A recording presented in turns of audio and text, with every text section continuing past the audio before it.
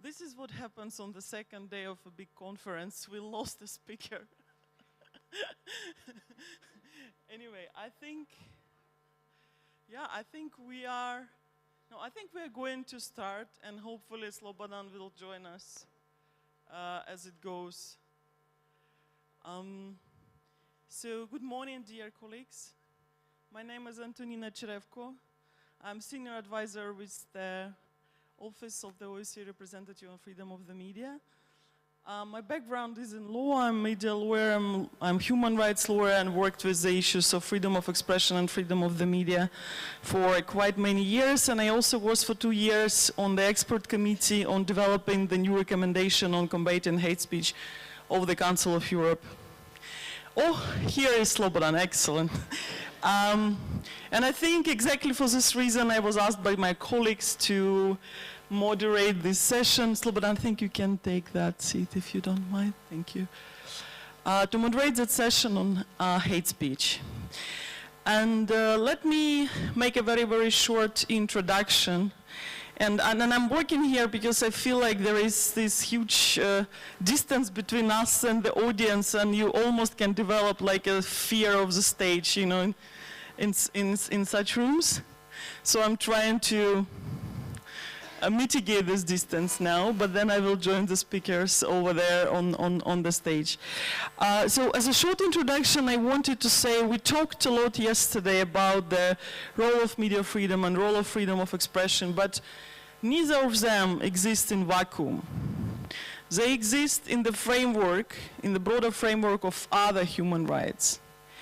And while they are definitely enablers of many other human rights, they also can get in conflict with some other rights. When freedom of expression gets in conflict with right to privacy, we have sometimes issues of defamation, or we have these very difficult cases of access to information and balancing. Freedom of expression can also get in conflict with a fundamental value, with the fundamental rights which underpins the whole human rights system, and this is right to equality. And when this happens, we in most cases actually talk about hate speech. Now, because this is one of the most fascinating issues, maybe some of you, in order to wake up, you know, for all of us, like a little bit of a wake-up exercise, can someone in this audience offer a definition of hate speech? Like if you are a journalist and you are using this, you know, obviously you face this problem in your work, so how would you define hate speech? Show me your hand. Who is brave and waked and working up enough to actually answer the question? Who can offer us a quick definition of hate speech? No, please, I can't believe that everyone is still sleeping. You should have had a good breakfast. I think I saw someone over there. I think you, can you? No? You see? No one is ready to offer us a definition of hate speech. No, by the way, don't feel guilty, because if you ask me to cite the definition from the Council of Europe recommendation, I can tell you I don't remember it. But, but I think one of the reasons why we're also hesitant is also because there is no universal definition of hate speech. And for a good reason, because it's a highly localized phenomenon. And something that can be hate speech in Moldova will be, will go as a joke which nobody maybe even notices in some other places, like in France, for example. So today we are going to discuss the situation with hate speech, both in the region, but also internationally. We talk a little bit how what's going on in the region correlates with international standards and good practices. That's more or less the task of our session. And before we go into it, I would like to invite our speakers, because we have wonderful experts from the region today. We have our colleagues from international academia. So before we actually delve into the substance, I would like to ask our speakers to very briefly present themselves. I think, Jennifer, we can start with you. I'm Jennifer Jackson-Preece. I'm an associate professor at the London School of Economics. My area of expertise is international relations, with a focus on problems and practices having to do with human rights and minorities, and also conflict prevention. I'm Aneta Spajic, full professor at the Law School, University of Montenegro, but also teaching media law, which is the topic of our relevance today at the Faculty of Political Science. Thank you. Good morning to everyone. I'm Anida Sokol. I'm a media researcher from Media Center Sarajevo. I authored and conduct research studies on media policies. I follow and do media content analysis. And I'm also, I conducted a number of studies on hate narratives and hate speech in the Western Balkans, but also Bosnia and Herzegovina. And also, for example, I'm the author and editor of a monitoring study on harmful content and harmful narratives during the elections in Bosnia and Herzegovina that was just published recently. Slobodan Kremenjak, I'm a practicing lawyer, and I would first like to apologize for being late to my very panel. Unlike the other panelists, I'm a practicing lawyer and representing media and journalists for more than 25 years now. Yes. So as you can see, we have quite a unique and diverse panel where we have both researchers and academia and people from academia, but we also have practicing lawyers. And I think it's an excellent, maybe the luckiest combination, because we will have, I hope, a chance to see how theory, you know, how our standards, our theory works in practice. Before we start going into the situation in the region, I think I would ask Jennifer to make a brief introduction to us into the topic, to talk about international legal standards regulating hate speech.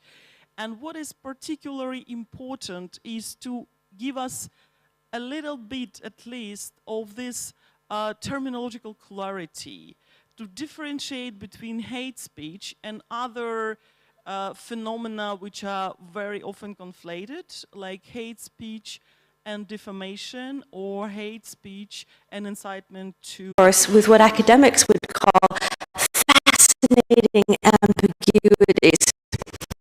And they are fascinating, of course, because this is an extremely complex phenomenon. So I'm going to walk you through the definitions. I will briefly refer to where they come from. Should anybody wish to commit themselves to Googling, after I saw the film yesterday, I may never commit myself to Googling again. But if you want to, you will know where you should be looking. And then at the end, I'm going to go over a few remarks about what the content of a legal framework ought to consist of in order to allow us to be able to make judicious determinations about what is and what is not hate speech. I suppose the headline, if there is one, really is that not everything is hate speech. Even offensive language isn't necessarily hate speech. So what then are we talking about? There was that moment of silence, sometimes happens in my seminars as well at LSE. You put a question out, nobody replies, you have to step in and fill the void, so you'll be happy I did prepare. The definition of hate speech that we tend to use, certainly within Europe, and we can look, for instance, at the recent Recommendation 16 of the Council of Ministers of, Committee of Ministers of the Council of Europe last year, and what you see are the following key points. So when we think about hate speech, we are looking at expressions that advocate, promote, incite, justify, and defend hate, discrimination, or violence, targeting, and this is really the clincher, targeting individuals or groups with particular protected characteristics. And here we are, of course, thinking about religion, race, ethnicity, nationality, gender, sexual orientation, and so on. And it is that focus on this protected characteristic which really sets hate speech apart from other categories that we might also be thinking of. So defamation, for instance, lacks that connotation. It is, of course, an untrue or unfair statement about an individual or a business that is likely to harm its reputation. Note, there is no clear connection with that protected characteristics and the groups that possess them. Similarly, if we think of incitement to terrorism, and here you could always Google the 2005 Convention on the Prevention of Terrorism, what we are looking at in that context is a public statement that is intended to result in the commitment of an act of terrorism. Again, note, I haven't referred to a group or an individual with a protected characteristic. So that key link between religion, ethnicity, race, nationality, gender, sexual orientation is got to be there if we are going to be legitimately talking about hate speech. Even where we have that link, though, it's important to remember that still not everything is hate speech. We have already had evidence of this in the many conversations we've had over the last day. For example, of course, communications that serve a public interest may contain language that might otherwise be problematic, but because it serves that interest, it is also not hate speech. Quite a well-cited example, back in 2016, African-American journalist and activist Sean King shared on his Facebook page a letter that he received, which was an example of hate speech, wanting to draw attention to the reality that he confronts this sort of language on a daily basis. The algorithm picked it up, put it down, and it took quite a bit of a furore in order to put it back up. And again, we've heard of other examples from the region where journalists are encountering similar dilemmas. So not all offensive language, hate speech. Equally, of course, the groups themselves may use language to express their own experience, and that as well would not be hate speech. You can think of rap music, for example, and some of the pejorative language you might find within it, but because that's evocative of that particular group's own experience, it's their language, they own it, very different than if it was a non-member directing that comment towards the group. Equally, there can be what looks like very innocuous language, which is in fact deeply offensive and may even hit that criteria of being hate speech. Back in 2020, after the Euro football championship, there was trending on social media the use of the emojis, the monkey emoji and the banana emoji. You might think, what's wrong with the monkey and the banana emoji? Well, what was wrong with it is that it was actually targeting black members of the England football team, and it was in fact deemed to be an example of race hatred, and indeed it took time this time for the platforms to take it down, particularly Instagram, which struggled, its algorithm struggled to recognize this. So again, we have to be cognizant of the fact that not all language will be hate speech. How do we make that judicious judgment then? Well, here again, we are guided by international recommendations. Again, if you want to Google them, you could take a look at the Rabat Action Plan from the UN in 2012. You could look at the CERD Recommendation 35, 2013. You could go back again to the Council of Europe, Council of Ministers recommendation of last year. And what you will see is the following key points of reference that we need to be carefully considering before we confidently make that judgment. First of all, we always want to pay attention to the context, because it is only in that context that we're able to see whether or not something is indeed having the effect that could well be harmful and therefore be picked up as an example of hate speech. We want also to think about the speaker, who the speaker is, their status, for instance. We want to look at the form and content of the communication. We want to be aware of the reach of the message. How far does it go? We want always to be thinking about intent. What was the purpose of it? You know, why did the speaker put it out there? And then finally, we want to think about imminence. How likely is it that harm will follow on from that particular utterance? And so as we're guided with that, we are balancing invariably between respect, of course, for the right to freedom of expression, at the same time, respect for the right to equality and the right to non-discrimination. And here, you know, we often talk about best practice examples. Sometimes worst practice examples are equally instructive. Here's a Trivial Pursuit question for you. Any guesses on one of the states that had the most nicely developed, complicated, complex systems for hate speech? This is where I step in with the answer. If you look at apartheid South Africa, you will see a fantastically elaborate system for hate speech. Paradoxically, however, the primary target, of course, was the black South African population. So in fact, a parody of what it is that we are hoping to achieve. And this is why when we look again at international standards, we are pointed to what's often referred to as the tripartite test. You can find this in the International Covenant on Civil and Political Rights, Article 19.3. You can find it in the European Convention on Human Rights, Article 10.2, and its associated jurisprudence.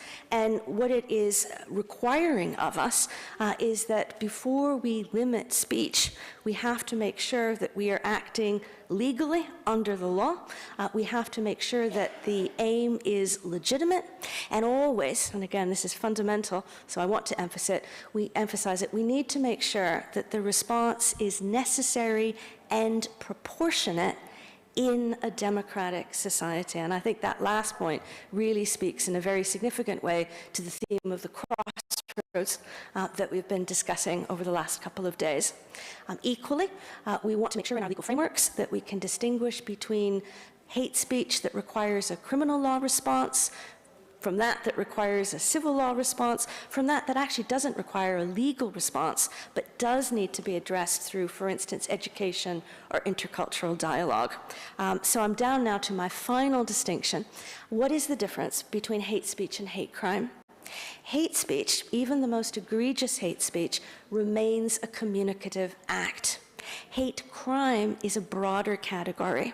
It can also include, for instance, harassment. It can include destruction of property. It can include physical or sexual assault. But the two are not unrelated. They may, in fact, directly correlate, because, of course, hate speech may be an incitement to commit a hate crime. Even when there is no direct link, there are all kinds of indirect associations.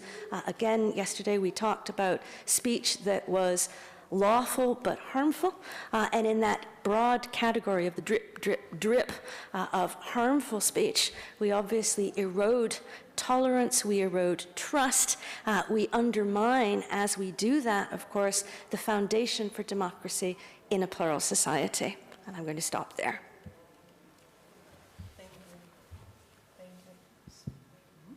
Thank you very much, Jennifer. I think that was an absolutely fantastic introduction in 10 minutes. And we are privileged to have you here, because it's only you who can do this in 10 minutes. And then at least I have this confidence that our audience now has like better understanding of the concept, and also of the difference between different concepts which are related to hate speech but are not hate speech per se. But now let's delve, into the regional realities. And we have Slobodan here, and I would like to address you first, Slobodan. You have this extensive, incredibly extensive and rich experience of working on this topic in your country and in the region.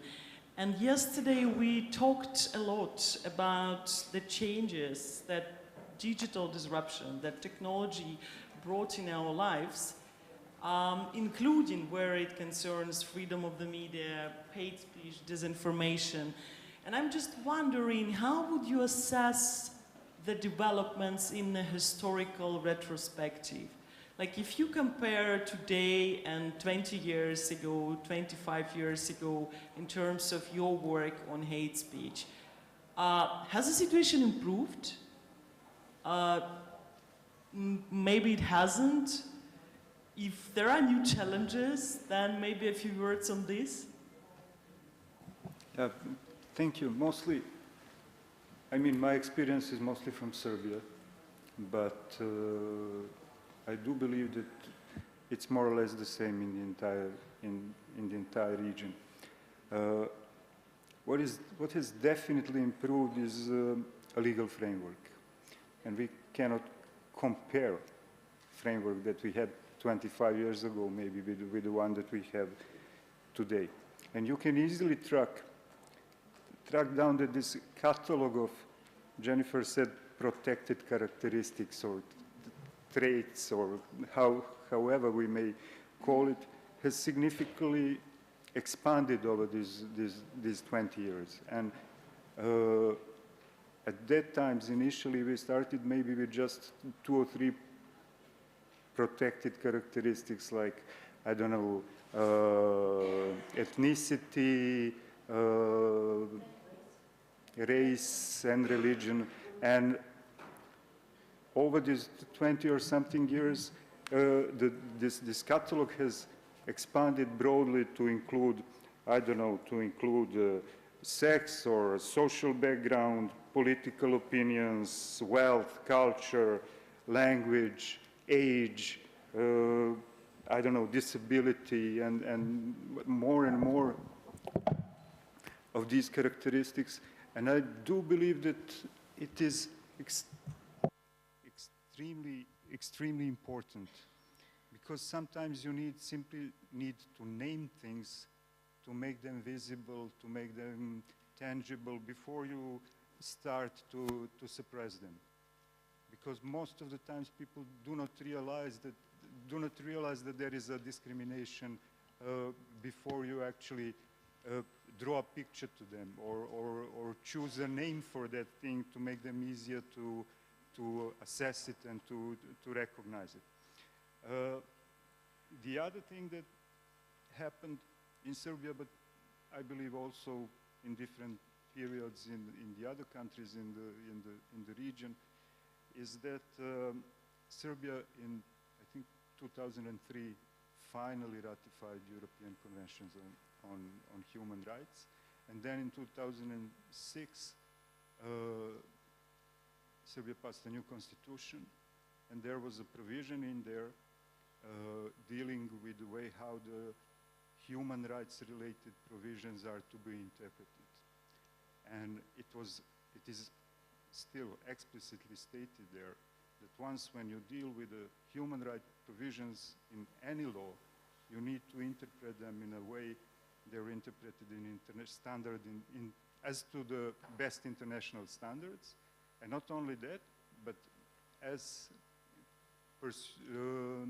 in accordance with the case law of the international body charged with supervision over the implementation of those best international standards. And in practice, it means that we were given a valuable tool that is called the case law of the European Court of Human Rights to use it when fighting our local battles in Serbia.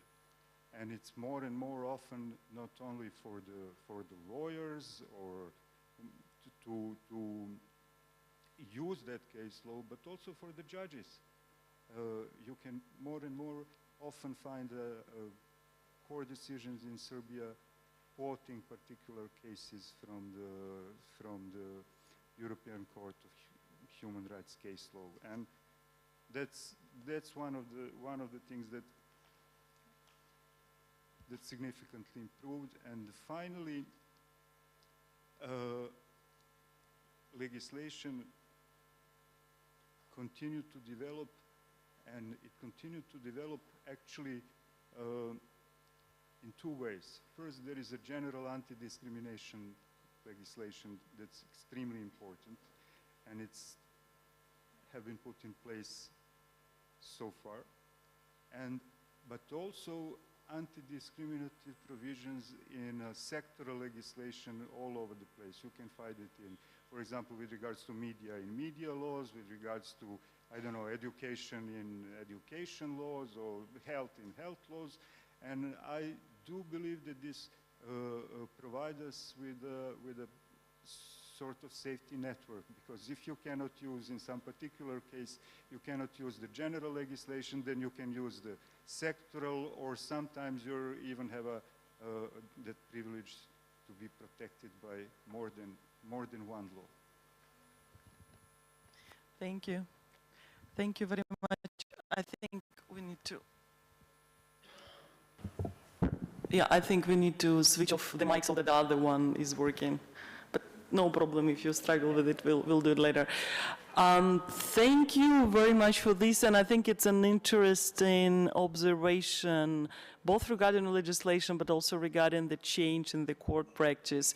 I witnessed the same in my region, and I'm myself from Ukraine. I remember this anecdotal evidence, like around 20 years ago in training for judges, you would say, you would cite Council of Europe standards, and you would hear something like, yeah, but this is not relevant because we are not members of the EU. So at that point, you know, some judges, they were mixing even EU and Council of Europe, and they didn't realize that Council of Europe standards actually fully relate, you know, to the situation in Ukraine. But this has changed drastically, and we also have more and more, you know, references to the cases of the European Court in the national court practice. And we're going to talk about these cases more a little bit later, but now I would like to address Aneta and to ask you a question about one particularly persistent, widespread, and harmful type of hate speech, which is sexist or gendered hate speech.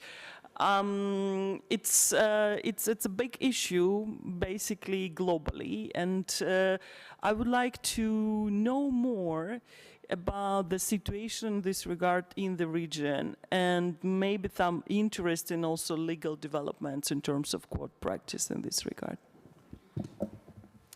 Thank you. As you said, it's very much widespread. It's worldwide. I would say it's compelling, it's urgent, but not exclusively linked to Southeast Europe, also linked to European Union global-wise. 5 days, actually 6 days ago, in European Union Parliament, so the highest legislative body, the chamber of the lawmaking in European Union, we held boisterous debate using notorious expressions of sexist hate speech and racial hate speech. Actually, MP of Romania, from Denmark, specifically said that blamed, in fact, Islam for the violence against women, for murder and rape. We had Romanian MP saying at that specific point, arguing at the panel discussion on the ratification of Istanbul Convention.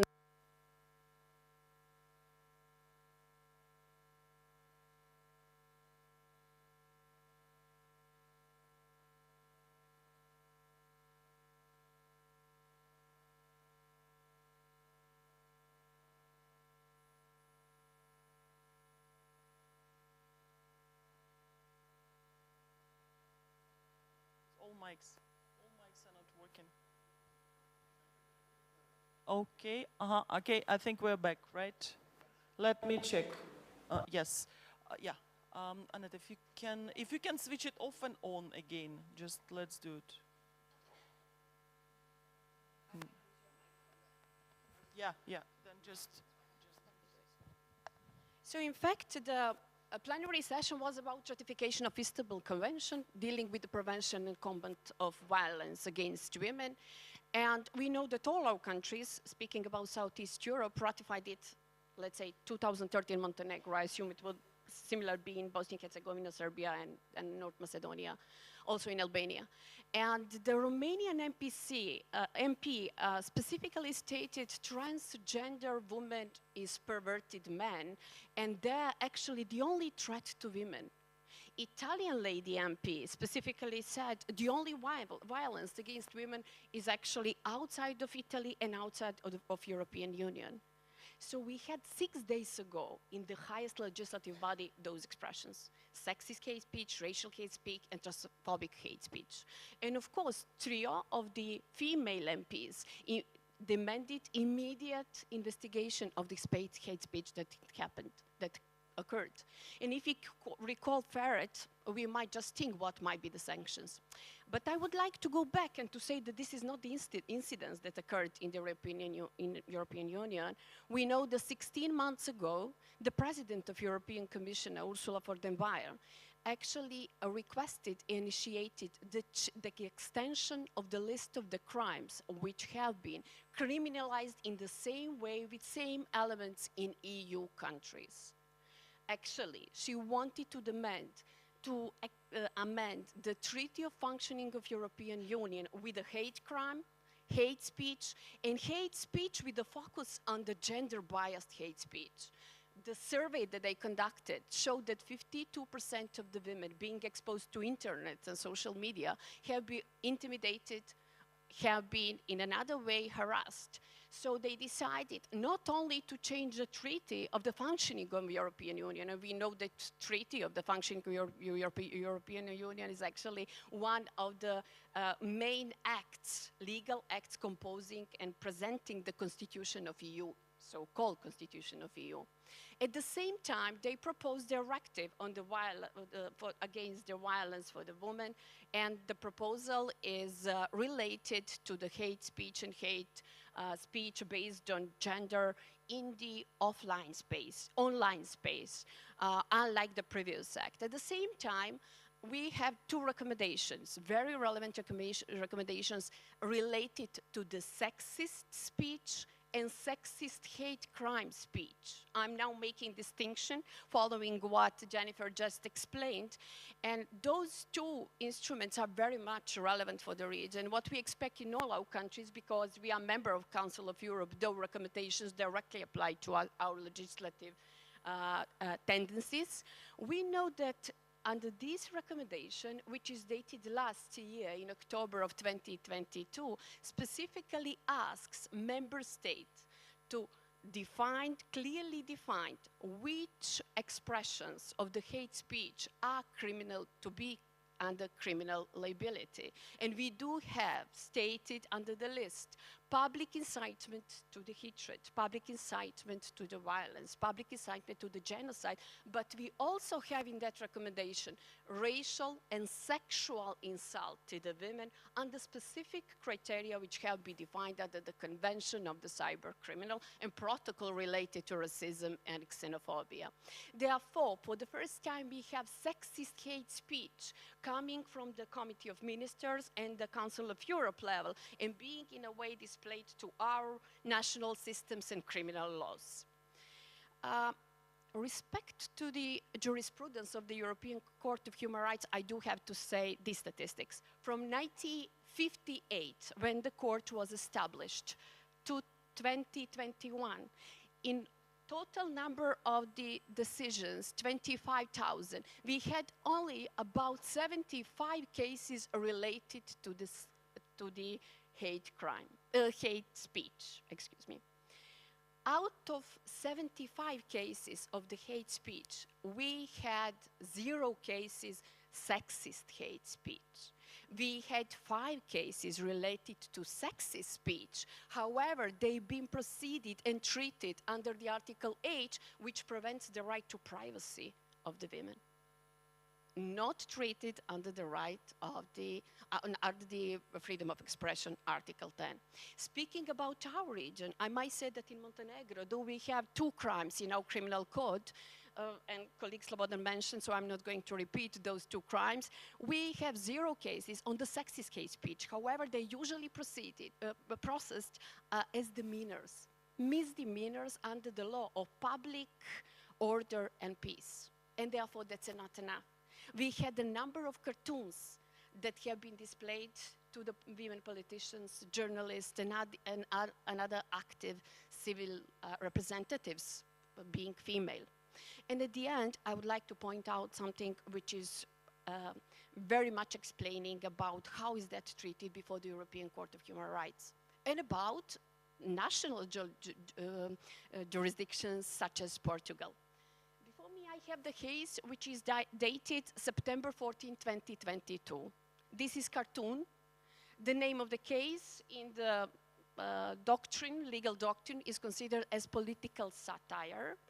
And we have the lady councillor, local councillor in the city of Elvas, who has been presented in the cartoon as the pig. Pig with lace, with the heels, very much evoking prostitute, very much evoking compulsive sexuality, very much evoking promiscuous woman. Across her was the mayor of the city, Elvas. And speculation on the cartoon, and it wasn't debated, it was clear from no side, was the mayor, and intercourse was actually in the air. The cartoon was published on the blog, which has been held by the, as I said, Patrizio Monteiro Tello de Abreu, who was also the local councillor in the city of Elvas. And then the question occurred, is he liable? Is he to be convicted criminally for the aggravated defamation or not? Portugal instances, all of them, including the highest one, said he is criminally liable for defamation and for the sexual sexist hate speech and sexual stereotype that he used while displaying the political figure of the lady in that promiscuous woman and as the prostitute. Unfortunately, the European Court of Human Rights in September 2022 said no, it is protected under the freedom of expression because cartoon is the form which is mostly protected, and protected in the way that that is given additional space since it's political environment, and we have the local MPs and local councillors being involved in the picture. But if it's political discussion and political discourse, is there really a reason that you like to present the lady chancellor as the prostitute being in the lace stocking with the heels and in this kind of sexual narrative? Was there any reason specific for that? Have you made really bolstering argumentation when displaying a woman in such a way? I do have to say, and I pointed out this case because 3 ladies judges, 3 justices, though writing concurring opinion, so not dissenting opinion, not negative, because the case was unanimously voted, unanimous. Unanimous, this was the infringement of the Article 10 by the Portugal judicials. So what we have, Judge Motok, Julia Motok, she just became the judge of the criminal court in Europe, together with 2 colleagues, the colleague Schuking and also Schedmeyer. 3 ladies out of 7 members of the panels made concurring opinion and just projected the following. Gender stereotyping, as was in this case, paves the way to the violence against women. It paves the way to discrimination against the women. It is symbolic evidence of writing this concurring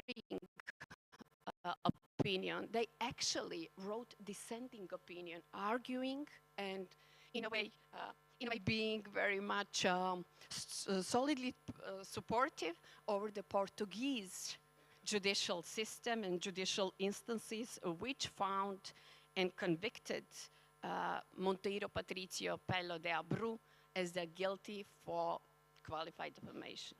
Thank you.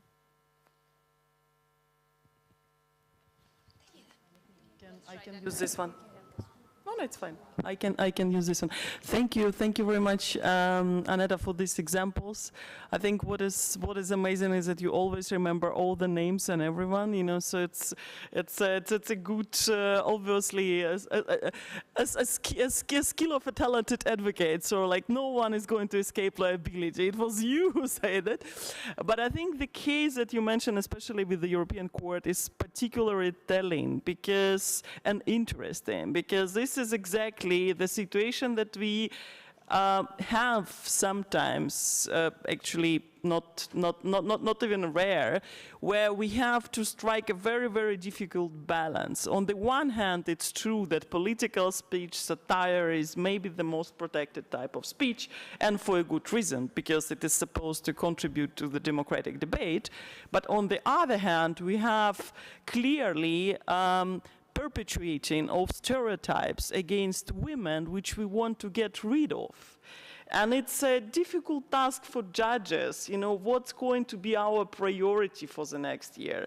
Either to get rid of these stereotypes and to act actually in a quite a harsh way to get rid of them, or to support, you know, this more, let's say, open political discussion using very, very pejorative, like strong terms. It's, before any court, it's always a very difficult task, and it's still an open question. But thank you very much for these examples. And now I would like to turn to Anita on a somehow, I think, related note, because if we look at all international standards relevant to the region, from the Council of Europe to the OSCE standards to EU, we will see that response to hate speech is essentially an all of the society approach, right? So everyone should have a role. And this doesn't exclude media, obviously. Media have a very important role in this process. Politicians have a very important role in this process, and in particular, Office of the OSCE representative of the media and OSCE representative on freedom of the media herself, together with other rapporteurs on freedom of expression, in at least 2 joint declarations underline this. So it's a declaration on political actors, and it's also this year a declaration on media freedom and democracy, where we talk also about the role of media and politicians in terms of addressing hate speech. So what would you say on this issue, how the situation is in your country, how it is in the region, whether politicians actually contribute to fighting against speech, hate speech, whether media contribute, or it's the other way around? Thank you so much for your questions, and I think this is a very important topic, because I feel sometimes that we really, especially in civil society organizations, we often focus on user-generated content, like we are counting the number of hate speech cases in user-generated content, and really not thinking about what is provoking that content, like what is provoking hate speech among users, among the public, etc. So political responsibility is very important, and I would really like to go back to the first speech to focus on context and the position of the speaker. So the rapid plan of action that really points to how important the context is and the position of the speaker. So the context, and I would focus on the local context, so the political situation and the situation in Bosnia-Herzegovina and the cases in Bosnia-Herzegovina, because it's the country is a very good example, and gives some data about that. So the local context in Bosnia-Herzegovina is that it's a post-conflict country, that it's a politically unstable country, and really hate speech coming, or hate narratives. Sometimes we use this term because a lot of narratives and hate speech fall in gray zones, so we really cannot, it's according to our criminal codes, we cannot define it as hate speech, but still it's harmful. It really can provoke harm to our society. So the political context is unstable, it's a post-conflict country, and hate speech and hate narratives targeting ethno-national groups, targeting national minorities can be really harmful, can really also bring to violence.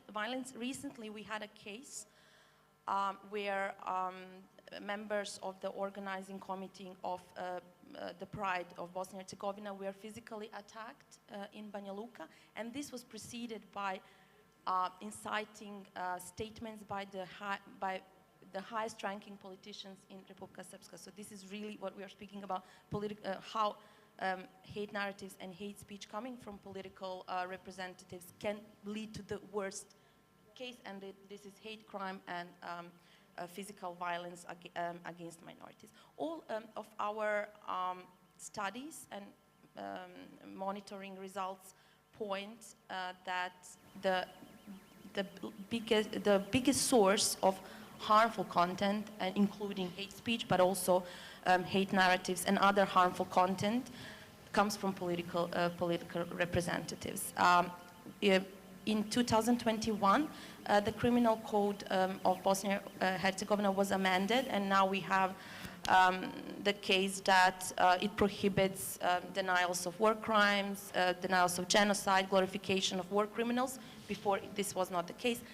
Even though it was amended, even though now it is a criminal act, still there hasn't been one case where a political leader has been prosecuted for this, and still there are numerous cases where political leaders are denying war crimes, are glorifying war criminals, etc. So this speaks about, I'm just saying that how, even though we are speaking about political responsibility and about the importance of the position of the speaker or the person who is spreading or pronouncing hate speech, we still don't have cases that where political leaders in the country are prosecuted.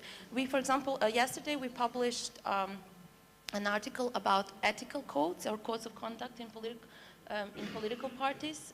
We looked at whether political parties in Bosnia-Herzegovina have codes of conduct and whether these codes of conduct also include hate speech, and really rarely they publish those codes of conduct. In none, almost none, we have definitions, and hate speech is included. And also there, we don't have a case where a politician was like, or was responsible, where his political, or her, but mostly his, political party, denounced his behavior or acted upon his non-inappropriate speech. And this is also something where we can work at. Media is related. The role of the media is very important, but again, I feel sometimes we are all blaming the media often and not blaming the politicians. So the role of the media is twofold. On one hand, a lot of mainstream media, and this is really a problem. I think it's a problem not only in Bosnia-Herzegovina, but also in the whole region. A lot of times, the media are just republishing, mainstream media, highly inciting political statements without any critical stance. And they are doing this just to get clicks, just to get money, and we lack a constructive approach. We really, because I work a lot with journalists and we do training courses for journalists. Sometimes we don't sometimes we don't know what to do with these inciting political speeches. We have to publish them, of course. We have to point, look, this person is spreading hate speech. This person is denying war crimes. But sometimes we lack this critical approach, constructive journalism, showing this is not okay, look, let's have another approach. So on one hand, this is really problematic and it really needs to change. The role, journalists really need to rethink about how to republish those and every day in the media you can read about highly inciting political statements, often also hate speech or hate narratives, etc., against other ethno-national groups. But on the other hand, the other problem with the media is that there are a lot of them, and especially in Bosnia-Herzegovina, are under political pressure. And so for example, our monitoring that we did during the elections, in the general elections in Bosnia-Herzegovina in 2022, so last year, showed, and we conducted a 3-month monitoring study, really went to 20,000 pieces of content. It showed that the biggest amount of harmful content is politically biased and ethno-nationally biased media reporting. So now this is not hate speech, right? And but it's harmful content. And when you look at the amount, it can really incite harm, and that content portrays other groups, so other ethno-national groups, often in a negative light, or their political representatives. And looking at the amount of that content, it really can, to a certain extent, cause harm to democracy, to democratic societies.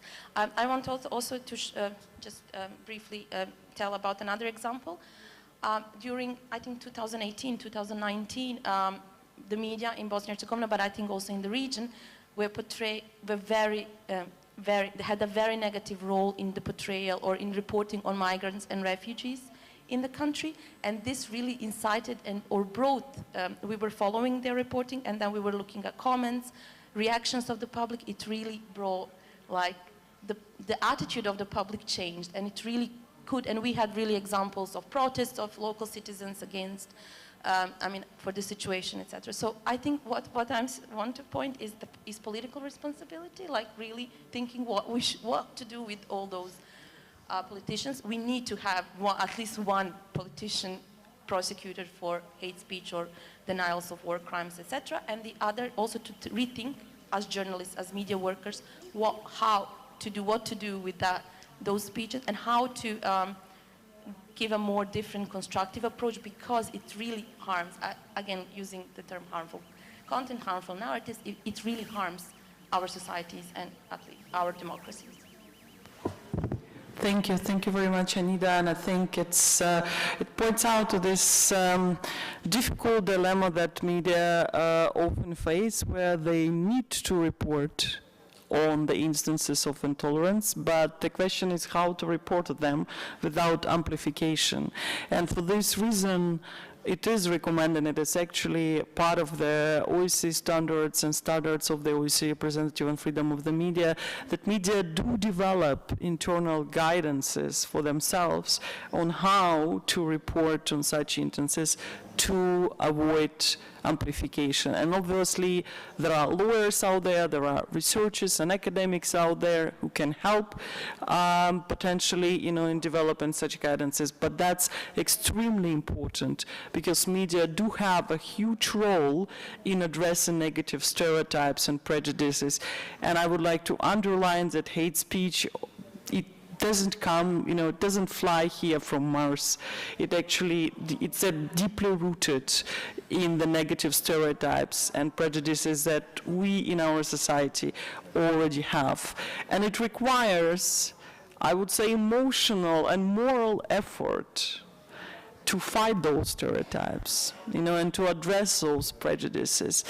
But only this work can guarantee us that we actually can prevent hate speech, prevent harm instead of acting upon them. I have obviously a second set of questions, but we are desperately running out of time. And I also was informed by my colleagues that there is extremely important exercise planned for all of us after the session. And before the coffee break, we are going to have a family photo from the conference. And it's going to take place on the stairs next to the entrance.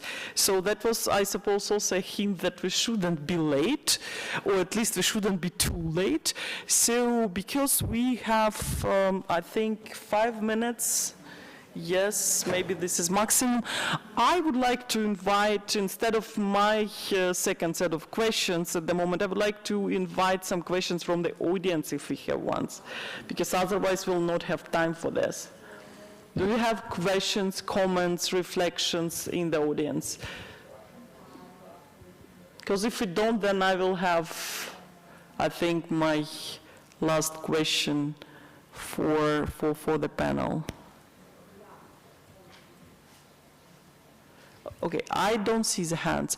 So then my very, very quick question, and I expect like a very, very brief answer to all of you.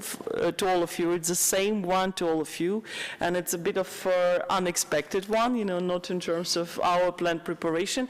But what's your take on the current set of international standards available on hate speech? Is it enough, and the problem is only that we need to implement them more, or we need something else, we need something extra, we need more clarification, including from the intergovernmental organizations? So what would you say, whether this is still the problem of standard setting, or this is mostly the problem of their implementation? So very quickly, and let's start with Slobodan and then go my way.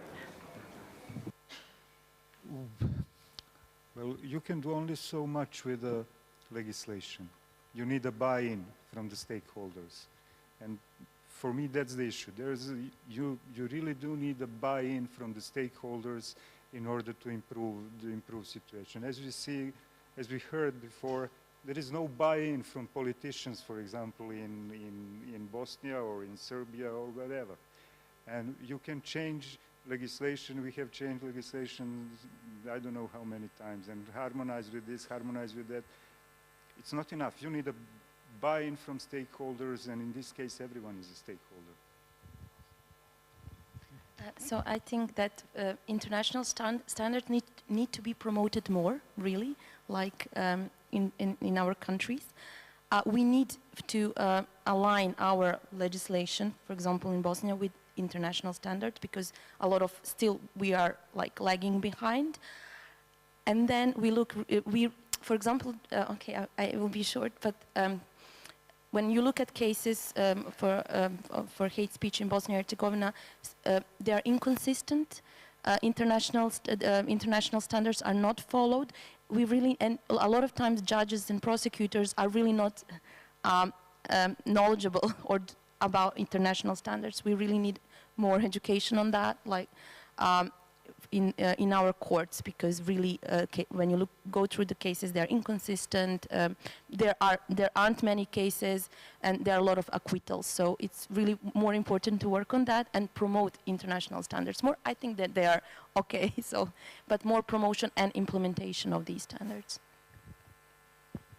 In few sentences that I'm going to say, I will address the international standard that just been set 2 days ago before the European Court of Human Rights. The owner, actually the holder of the Facebook account, was found guilty and convicted for the hate speech that occurred by the third parties on his wall. And I think this is a revolutionary step that is going to change our reality. In comments, right, to his post, as far as you're talking Sanchez? To his post. So the Julio Sanchez, the case is Sanchez versus France, is the local politician. He opened the Facebook account. The comments of third parties being impugned and found as hate speech. He was found guilty for the incitement of hatred. He was convicted criminally for the crime and charged with a fine of 3,000 euros. 2 days ago, I was commenting it with Antonina yesterday, 2 days ago, the Grand Chamber of European Court found that that's right. And that's new international standard, which will be widespread in all our region.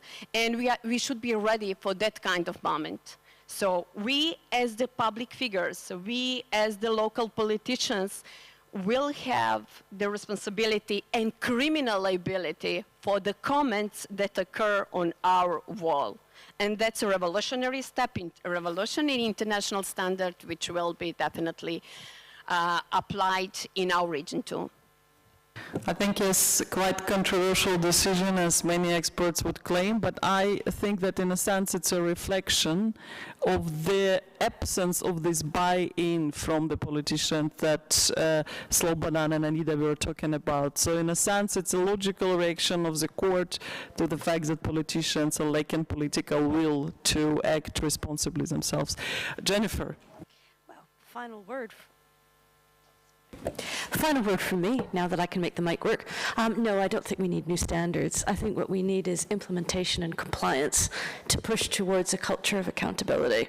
And that's true everywhere, by the way. There is no place on the planet that has perfect compliance, nor can there ever be, because, of course, law exists to guide us through difficult situations, to try and tease out, how to get the balance right. And it has to be an ongoing commitment.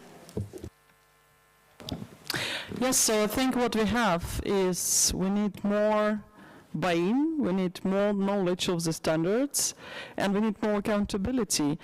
And I think from my side, I side with the speakers, and I can only underline once again the key role that media can play in this process. Actually, media are more powerful than many other actors, maybe more than any other actors, in terms of addressing our stereotypes and prejudices. and preventing hate speech from happening.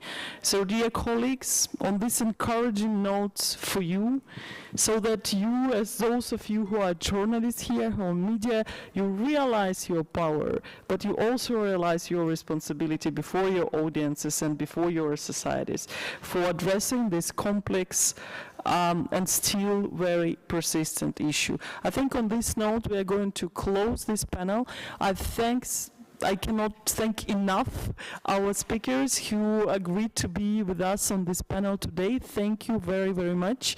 Especially second day morning, it's always challenging.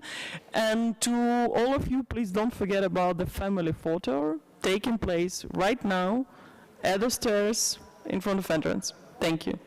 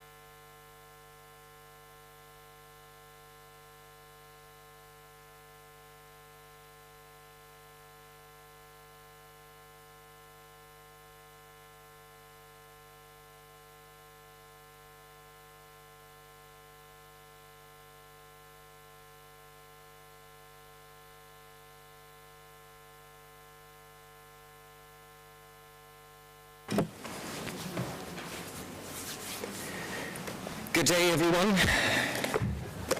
We are about to start. I don't know if anyone else is going to join us, but since it's already 11:40, and we kind of plan to have an hour for this discussion, so let's start and see where it goes. Considering all the topics and all the issues we addressed here in the past few days, like AI, that seems to be a very popular topic at the moment, buzzword, so to say, disinformation or countering disinformation, media regulation, safety of journalists, etc., you might think we here in the Balkans are dealing with similar challenges, like media in much stronger democracies, based on also reports and country rankings we heard here as well.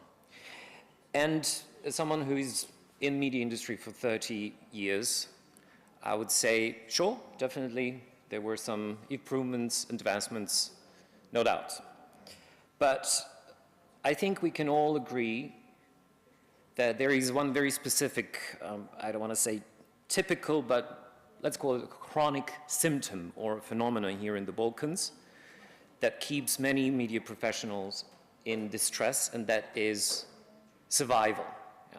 There is no such a thing as safe media in the Balkans, except maybe one or two that I don't want to name, but you know what they're doing and why they're being so successful.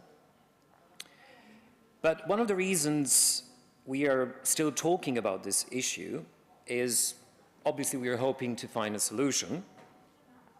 And this is also probably, I don't know what's your opinion, and this is exactly an opportunity to hear from other media experts and from you. It turned into a paradigm, I would say, like sucking in all the issues we've been talking about in the past 2 days, which then includes press freedom, right at the beginning, government control, journalistic ethics, then trust in media in general, declining advertising revenues, and many, many other challenges. So this is nowadays like a wrecking ball, if I may say, for already fragile media in the Balkans. That's why we're going to use next hour to address media viability or bolstering media viability with our beloved and distinguished guests, media experts on this matter. So I'll kindly ask them to introduce themselves. It's just easier and brings more dynamics instead of me reading your short bios. Vojislav, maybe you can start. Thank you. First of all, I would like to thank you for having me, for the invitation, and I would like to congratulate OSCE for flawless organization of this event, which is significant to all of us. I've started my journalism career somewhere in the second half of a previous century at Radio Television of Montenegro. I spent there almost 10 years. Then I'm finishing my final 10 years of my career is devoted to media development, mostly international media development, and again, mostly focused on public service broadcasting. I've been media development officer in Tirana for 4 years, and for 4 years I was leading the project, EU-funded regional project of support to public service media in Western Balkans. Meanwhile, I was the head of the WTM Belgrade bureau. WTM was a leading global TV agency at that time, so I covered the violent disintegration of former Yugoslavia as a journalist and media manager. Then I established Montenegro Media Institute, used to work as a diplomatic correspondent for TV Montenegro, used to teach journalism at the faculty, and media consultant specialized more or less for broadcast media and the transformation to digital production of news in this new era. So that's quickly about me. Looking forward.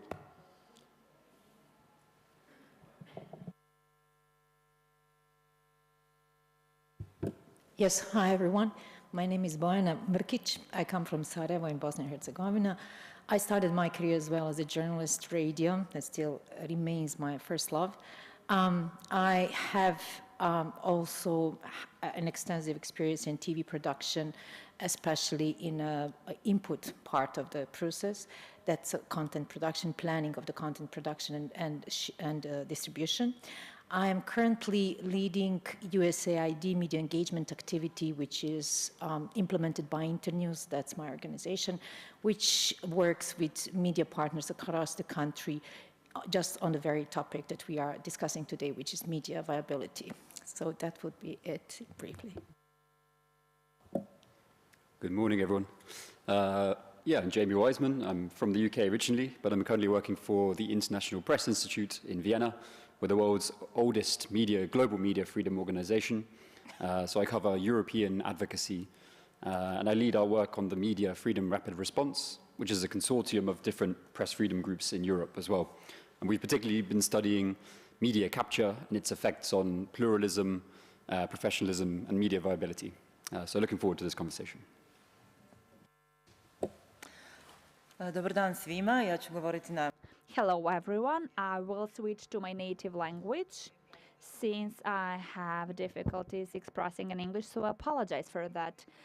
My name is Maja Ficovic. I come from North Mitrovica, from Kosovo. I am an editor-in-chief of a local radio, Kosovska Mitrovica, and a portal, Mitrovica Sever, Mitrovica North. I've been an executive director for the last couple of years, and I spent most of the time as a manager, and I keep thinking on daily basis how to earn and how to make some revenue so as to be able to get by and survive. I believe that the survival of the local media is of paramount importance, especially in these turbulent times of disinformation, of misinformation that we receive in Kosovo.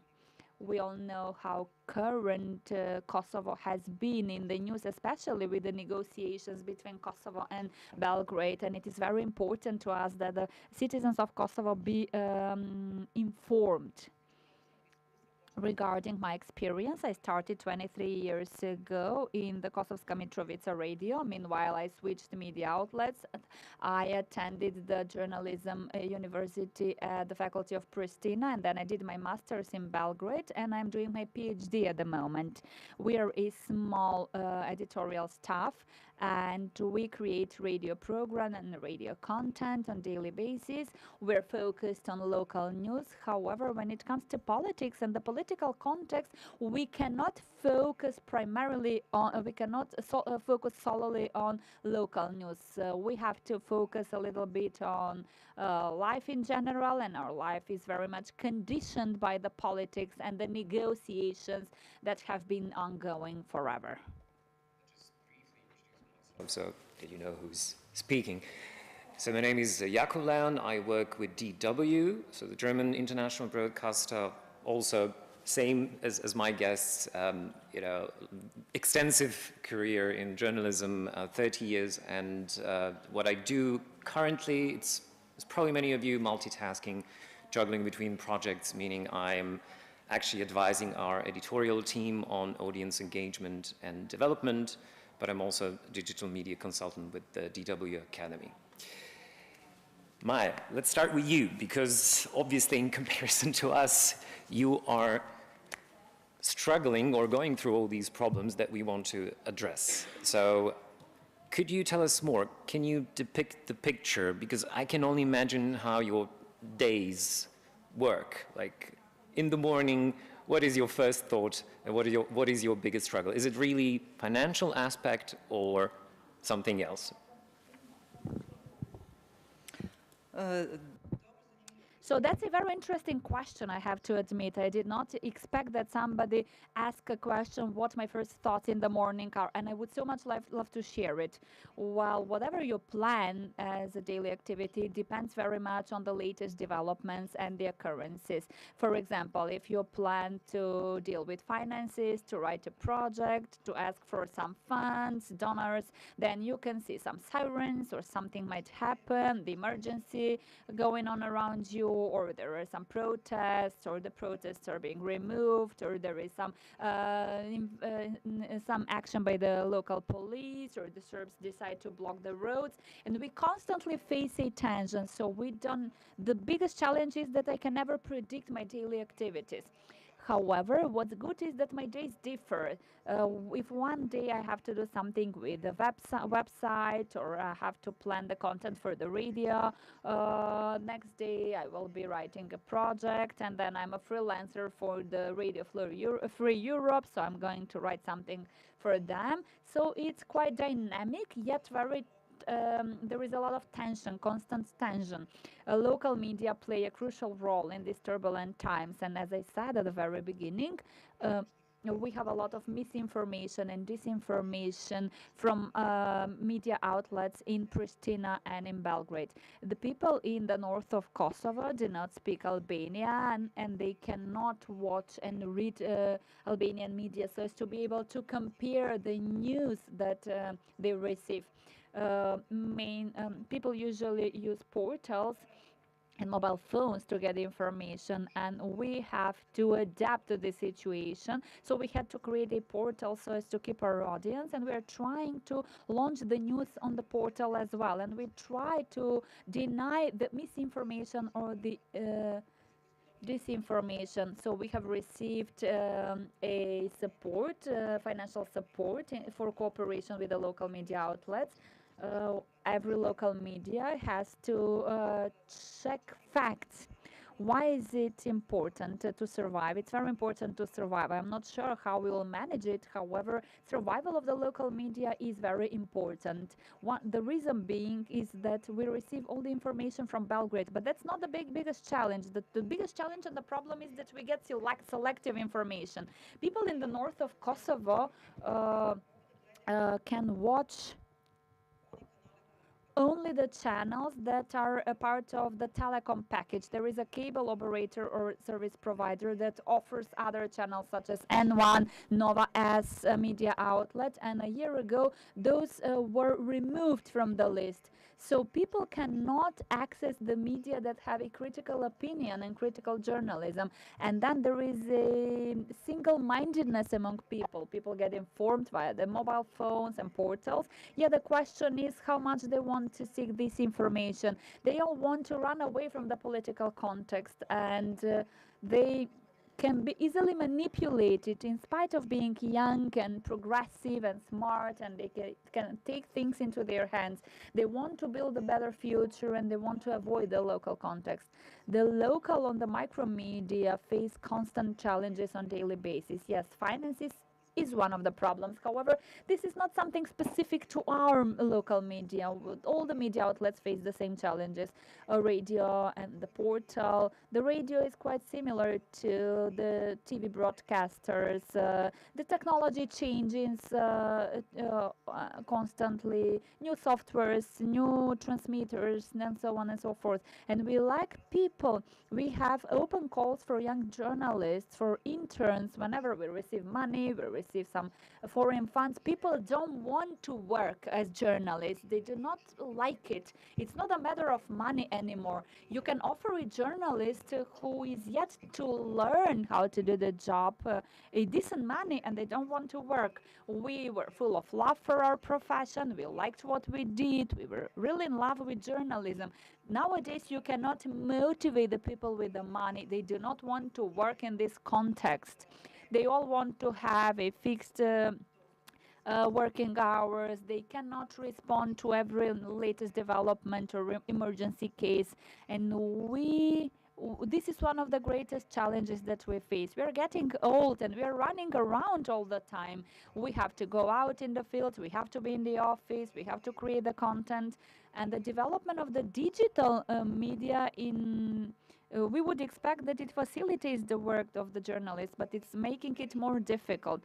When I go out in the field, I have to think of a good photography, of a good video. So you have to be the editor, the journalist, the photographer, the cameraman, and so on and so forth. And then you have to launch it on the website or the portal. And that is why those small editorial staff face a great challenge and a pressure. When talking about media in the Kosovo, we mainly talk about the media that broadcast Serbian language content. and we face a lot of financial constraints. We haven't got a market to launch our content. We haven't got any advertisements. We have here and there a little bit, but that's not enough for the stationery that we need in the office. There is one single open call by the Ministry of Culture and the Ministry of Telecommunications and Information. We received 10 million dinars, Serbian dinars, for 20 or 30 media outlets. So media, the media get about, one media outlet would get 4,000 to 5,000 euros to implement a project. When it comes to the embassies and foreign donors, we receive support by the US Embassy. They have some open calls and proposals for media outlets. However, you haven't got educated people who can write projects. As of this year, those forms have become very complex, and it takes a lot of time. It's time consuming to write a project. So you need a project manager in the media outlet, in the office, and we don't have this stuff, and my people are facing these difficulties. I'm talking on my behalf and on behalf of the people who manage some media outlets. Those are serious problems. We have some colleagues who only work on some shows when they have a project behind this TV show, and then the TV show would stop. There is nothing more difficult and more challenging for a media outlet than to stop a TV show, something that the people would get used to, and then when the funds stop, they stop the TV show, they remove it. Even the TV stations, the TV broadcasters stop existing. We had a Kim radio from Chaglavica, and it didn't pay off for them to work on the broadcaster. They only have an online portal now. We have a lot of difficulties. However, I believe that we should try and find a successful model so that we be able to offer the people the local content, and the national media will certainly not inform them about the issues in their neighborhood, and people have to be informed. Things are constantly evolving, they're changing, and in spite of everything, some media outlets have survived, and that is why I firmly believe that in addition to money, we have to find ways to motivate people and young journalists. We have to work with young journalists. I don't know what the key answer to this problem is. Everybody is being in a rush. Nobody has the time to do something. It's not a matter of money. It's a matter of time nowadays. So it's all very uncertain. This uncertainty has been following us in every sense. Thank you. Flagging all these. It sounds a bit like a group therapy where we're sharing our problems, but at the same time, we need to start like that. We're going to shift slowly to providing some insights and maybe inspire or encourage you to think of solutions, but we're slowly getting there. There was just one thought that I actually wanted to use and not elaborate, but just share my quick opinion. You said, like, cloning us. You know, sometimes I wonder, we are so overwhelmed with AI technologies. I think actually what would help media is cloning journalists, because, yeah, then you wouldn't worry about having new people. But anyway, Bojana, you have worked with, in different roles, obviously, with many different media in the region and organizations as well. What is your experience regarding media viability? Have you noticed any specific or any new worrying indicators? I mean, we heard a lot here on just one example, but what is your take? What's your experience? Thank you. Well, this was a brilliant introduction because it pretty much summarized what experiences are across the region. And we see this in Bosnia and Herzegovina as well. We see what I deem is probably we actually observe, and this is something that we hear from editors, from managers, from owners, is that they are absolutely exhausted. And I think that's the most dangerous thing that is happening right now, is that media are not discouraged. They are not even scared anymore. They are beyond that. They are not anything but, and so tired of fighting the fight all the time that I think the worst that can happen right now is that any of us actually say, I just give up. register a marketing agency or, do communications like I did. Let me be very honest about that, at some point of my life, and then came back to it. So all the things that we have heard yesterday is telling us about an epic almost battle that independent media, whether commercial, private, non-profit, investigative, but independent media are fighting right now. It's almost like a Lord of Rings type of situation. You have an eye of Sauron looking at all of us, and we really don't know what to do next. However, I think I'll speak right now from the position of someone who is actually implementing donor-funded projects. We as well cannot afford not to support media. We heard a lot yesterday about the relationship between media freedom, security, and democracy. It is not the same thing. We also, as people working in the field, we often hear donors, embassies, governments telling us, we invest in so much money in the Balkans, why to continue doing so when nothing changes? Well, it did actually change because it's worse. And it is going to keep changing because it's not just what Maya said, that there is no new generation. There is no generation of journalists anywhere. There are no new editors. There are no, young people willing to work 24 hours a day or, receive 400 euros salary that is uncertain, have no medical insurance, and be under constant threats of legal harassment. Everything that we heard yesterday. But what we also see, and what we heard yesterday, and what I have talked with many of you yesterday, is that given any other option, you would again do the very same job. You are not giving up. You're still doing it. I asked yesterday a journalist from Bosnia and Herzegovina going through under immense pressure, so any plans to leave the country? And she literally looked at me like I'm crazy. It's like, what are you talking about? This is the only thing I know how to do. So the fact is, independent media are hard nuts to crack, and they are mission-driven, and therefore they will always find a way to survive, because when cornered, they don't shut down, they actually survive, they adopt. And in an organization that I work for, which is thankfully built by journalists who learn to be managers, not the other way around, we recognize that key skill that one has to have right now is actually be agile. Just keep adapting. But to do that, you really have to start from the beginning and to be very acutely aware of your mission and your vision, and actually revisit both from time to time. You have to clearly, I have to clearly also share it with my team, like what are our values and why you should stay at work after 5 if there is a mess or incident happening. Because the chances are, if you communicate that clearly, not many really unlike persons will join you if they do not share those values with you. They will stick around, they will be there, and they will resist, because essentially a media's ability to survive, viability, is in their absolute resilience. They will keep living whatever, and I, as someone working for a large organization and someone working with large donors, I do hope that actually donors and organizations will jump on that train and eventually actually help the situation that cannot be controlled. Uncertainty is key here, but actually help it, influence it in any positive way. We believe, when I say we, I mean Internews, that viability depends on simultaneous processes, which is sustainability. It's about, money, and money is not evil. We have to live of it. Editorial, which means content production and content sharing, but also innovation, which very often is so like oversight in donor projects. And there is that dreaded concept for everyone of monitoring and evaluation, which makes it almost obligation for you to succeed in everything you try. Whereas innovation is about testing and failing and testing and failing, and then suddenly finding something that to work.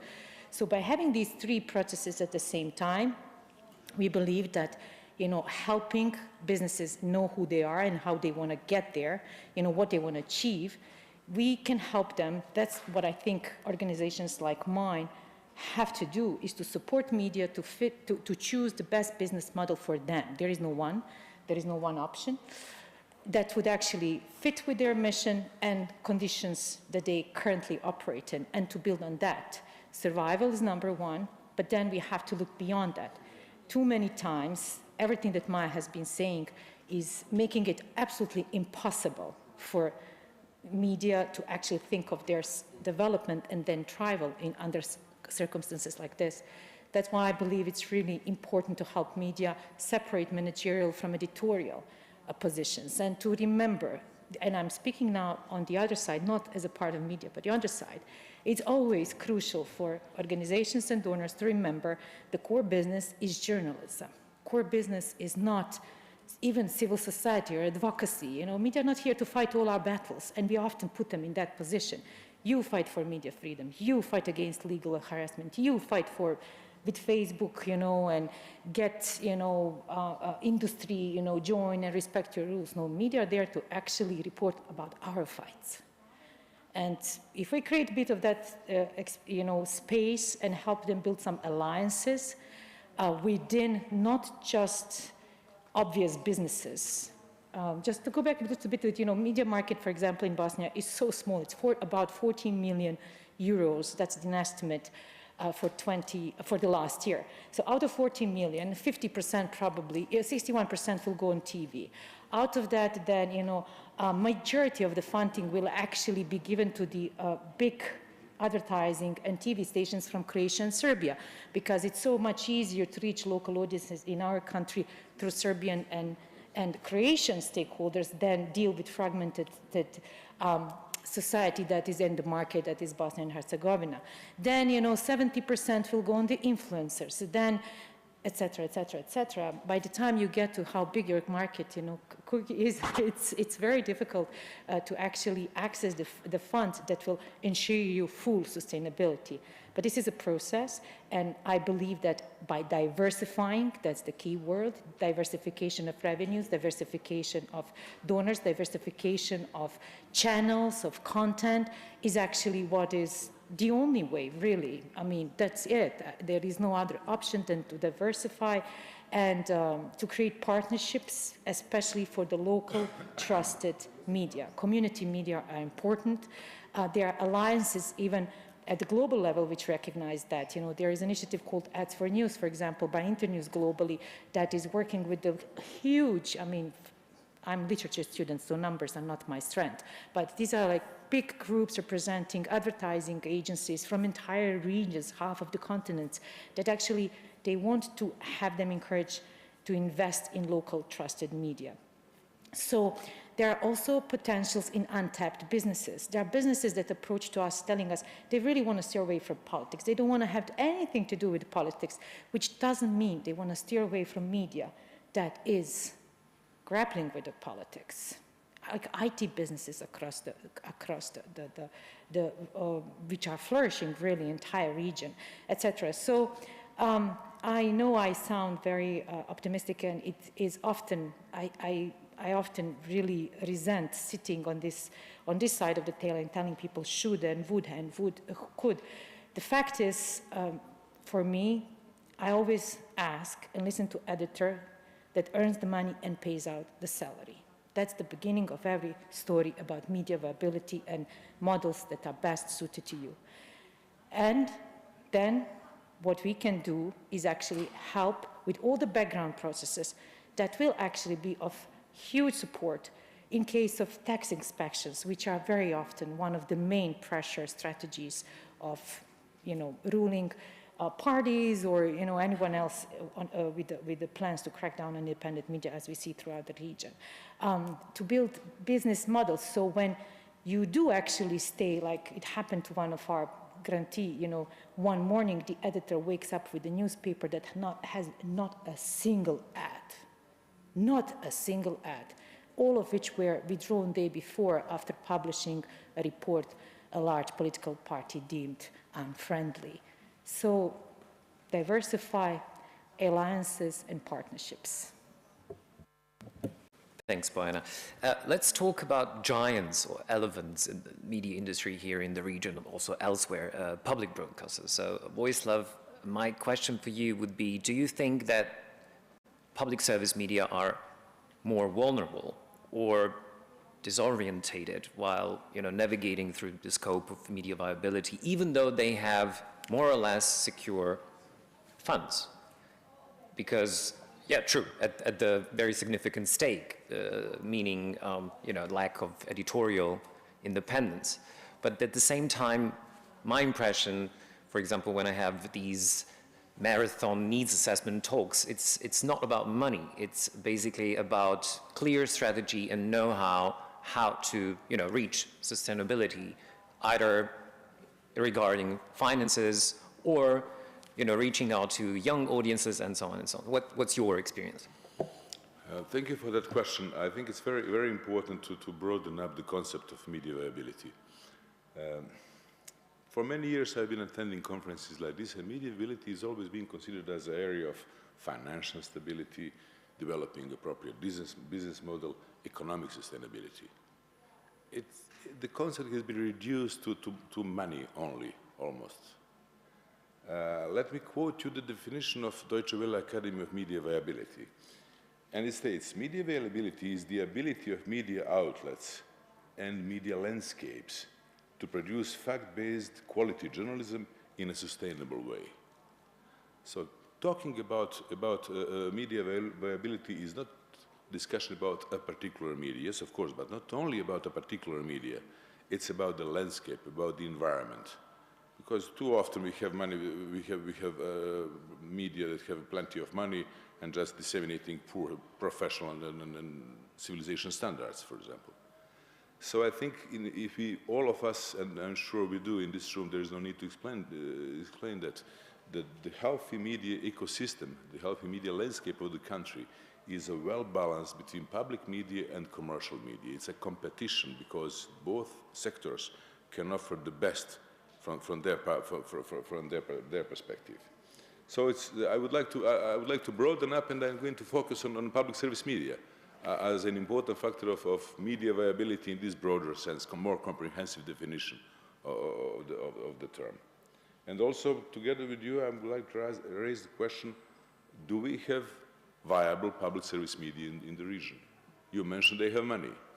Yeah, they do have money. They do have some money. But are they viable? What is the essence of concept of viability?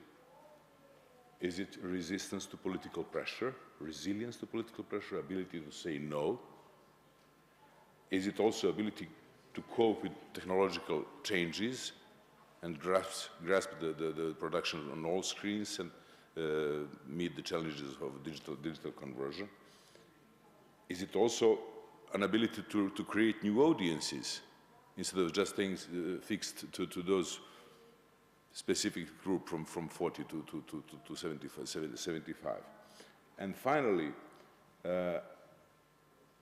can we consider our public service media viable if they don't serve one of those basic social roles, to create a platform, a public forum for discussion, a tolerant discussion about controversial social issues with the aim to reach consensus?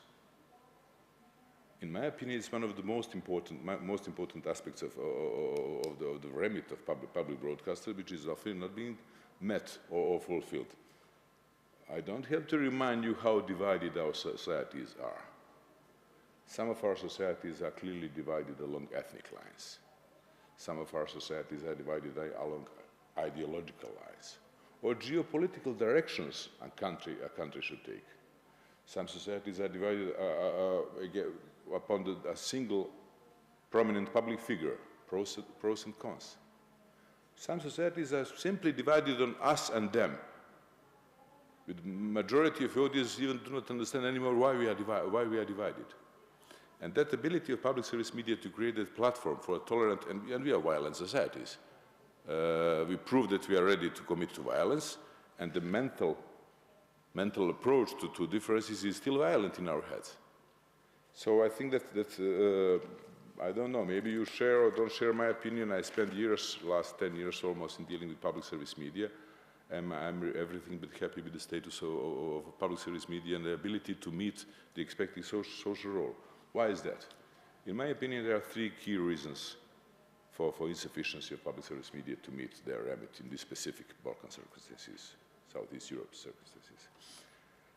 First is the governing models. Public service media in this part of the world are being governed, dominated by politics and politicians. We live in a partitocratic societies. Public service media, among other institutions, is being considered an election prey. We got election, we got public service media. And there are various modalities throughout the region how they manage to achieve this. In some cases, they have just national broadcasting regulator that's being elected and appointed by the simple majority of the parliament. And you have a simple line of transmission of political power, and those broadcast regulators, they appoint the governing bodies of public broadcasters, they elect general managers, so a clear line of political loyalty is being established. In some cases, and politicians are very creative in that. In some cases, politicians commit to small legislation changes, or minor, often insignificant. And then, after those changes, they said, now this is new law, we have to elect a new board, a new council, a new governing body of a public broadcaster, and they introduce their own candidates. In some countries, for example, they have long-lasting holes in the structures of governing bodies, of councils and managing boards. For years, for example, here in Macedonia, they don't, mandates are out, so they cannot fulfill their mission. Politicians, again, are very, very innovative in that. In Bosnia, for example, in Bosnia, political elites or pseudo elites, they on purpose fail to start introducing and implementing proper broadcasting system in the country.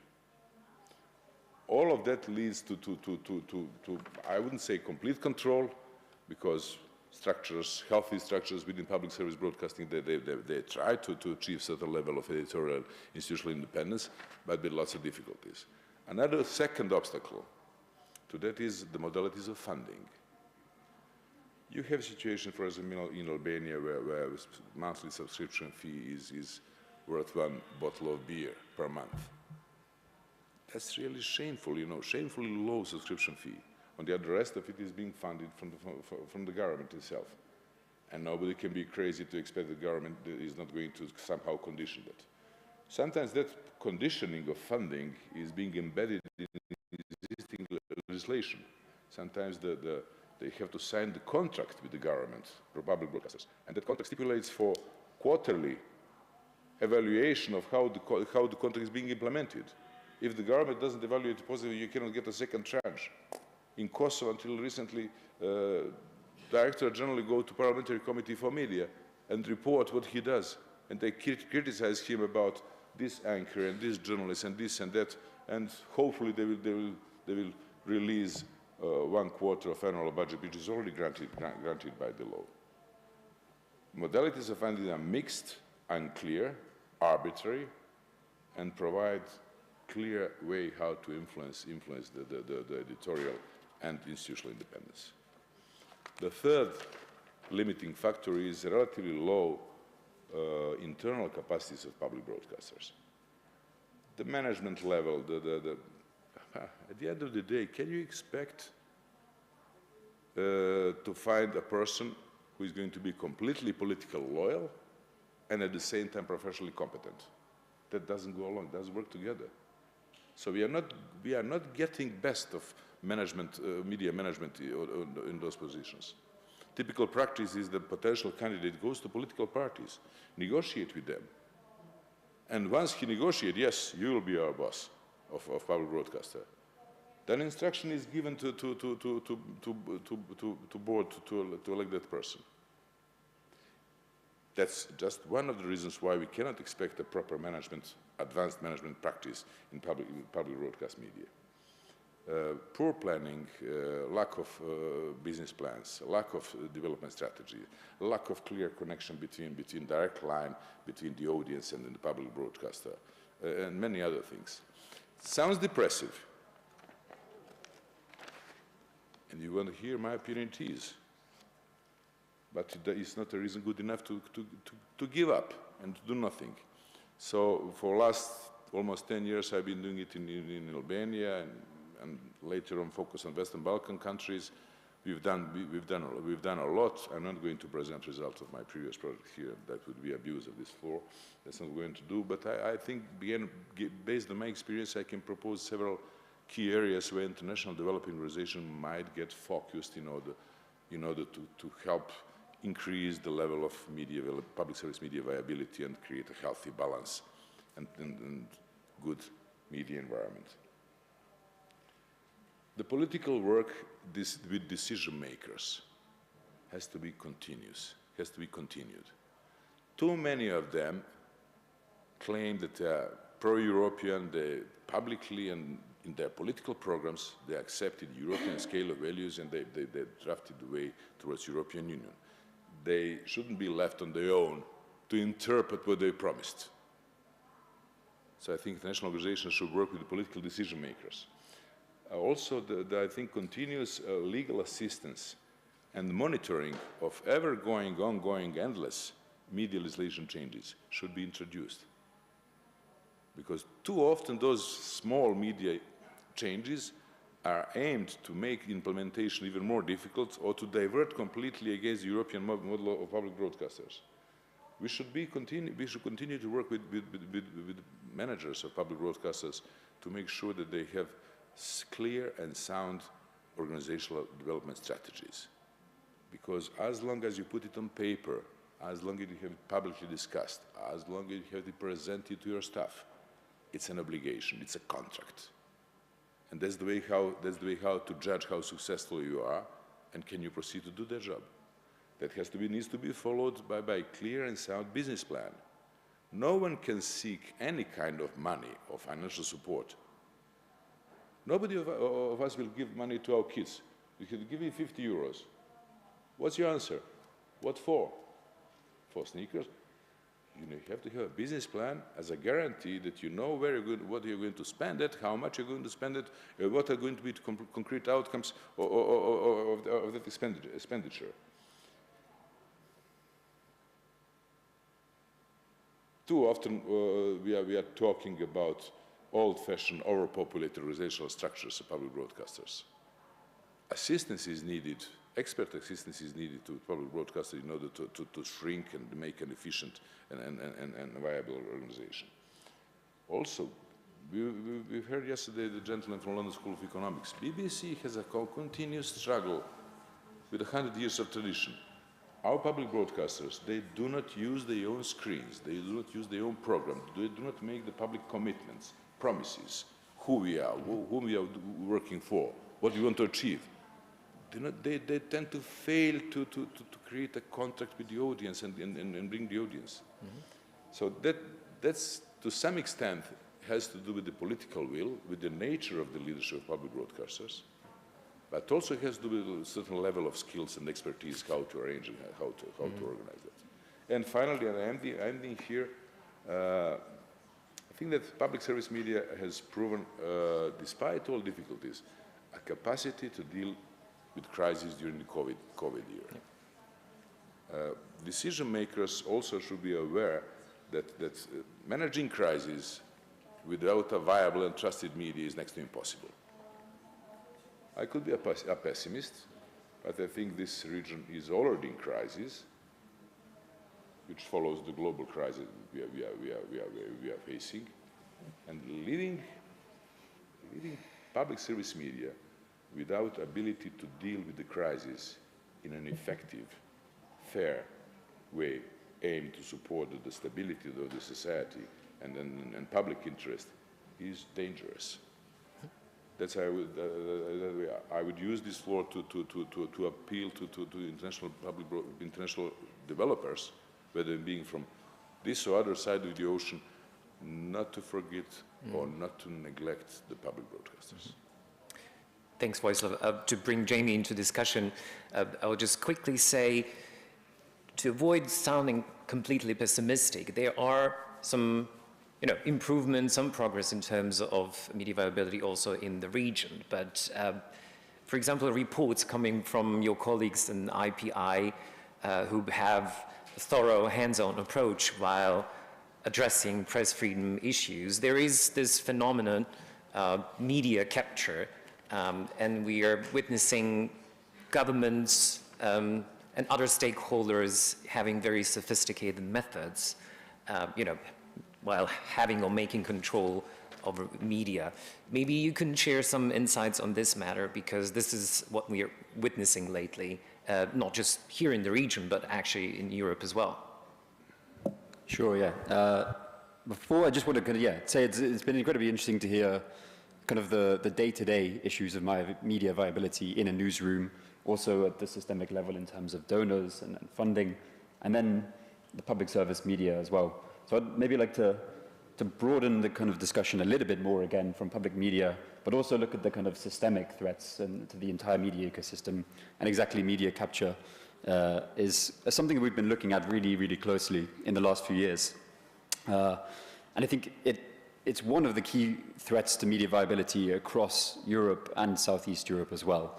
And the reason I think it is because for a kind of an ecosystem which is viable, a media ecosystem, you need a business and an economic environment which is conducive to independent journalism, and a political environment which sees the value in investigative, watchdog, and independent journalism. And media capture flips all of those values on their head. Instead, the economic system is distorted to favor reporting favorable to the government or to the ruling party. And in the political system, media is seen not as a value for independence, but as kind of a vehicle for spreading government narrative or controlling public opinion. So it's directly at odds with viable independent media. So yeah, media capture is often defined as a media ecosystem in which media are overwhelmingly controlled by political or business interests, which collude to kind of shape public opinion and control narratives. And there are often identified as being 4 key forms of media capture, which we've been really kind of trying to study quite closely. The first would be the capture and control of private media, takeovers, acquisitions by oligarchs and business people close to the government. The second would be exactly what Vojislav has been discussing, capture and control of public media. The third would be capture of the regulatory system, so control over key media regulators, be it either broadcast regulators or competition bodies as well. And the fourth would be control over the funds and streams of money going to the media. So the key example here in our studies has been Hungary. And media capture is most ingrained, where all 4 of these different forms are kind of developed in a systematic and a synchronized way. And that's exactly what Orbán did after coming in 2010. And then across, if we kind of look at the EU, a number of different countries, we see at least 3 or 2 forms of those kind of forms of capture. Greece, I think, is a good example right now where 3 are clearly visible. And in the Czech Republic and Slovakia, maybe 1 or 2. But that means there's still space for media pluralism and independent journalism, and it's still a viable option to have strong independent media there. So a key idea is that media capture exists on a spectrum. If we look at Southeast Europe, then I think obviously there was this huge process of democratization in recent decades, but that's now stalled, slowed, and in many countries is in reverse. And I think that's in a large part due to capture of media. So, I mean, Serbia would clearly identify all 4 forms of media capture: private, public, regulation, and control over money. We see concerns definitely in Albania as well, Montenegro. It's a really quite a mixed picture, though, I would say here. So while the negative consequences of media capture have been studied a lot recently in terms of how it allows for floods of disinformation into the media ecosystem, how it kind of smothers dissenting voices, how it undermines public trust. All of these things have really been looked at, but something that hasn't been studied quite as much, I think, is the impact of media capture on viability. And if we take those kind of 4 forms and look at them through the kind of lens of media capture, it has a lot of damaging effects, I think. So the most obvious one might be money, and that's the fundamental issue. It's been discussed by both colleagues. If you have a captured media ecosystem in which the market is manipulated and distorted in favor of reporting favorable to the government, then it's very, very difficult to act as an independent media because you're starved of resources, you have advertising withdrawn slowly or completely taken away, and there's a lot of public distrust against international investment into you as well. So it's very difficult in that sense. In terms of regulation, another one of the key forms, if governments have control over regulators, then licensing they have control over. They have control over mergers, and they have some level of control over fines against critical reporting. That can really undermine your viability as a media outlet, because it really affects your ability to know if you're going to get a license renewed for the next 5 to 10 years. If there's constant fines against you, that's cutting into your bottom line. And if you're a larger media and you're seeking to merge, then as we've seen in Poland and Hungary, regulatory decisions which are very discriminatory can block your mergers with other media, while at the same time allowing mergers of kind of pro-government media.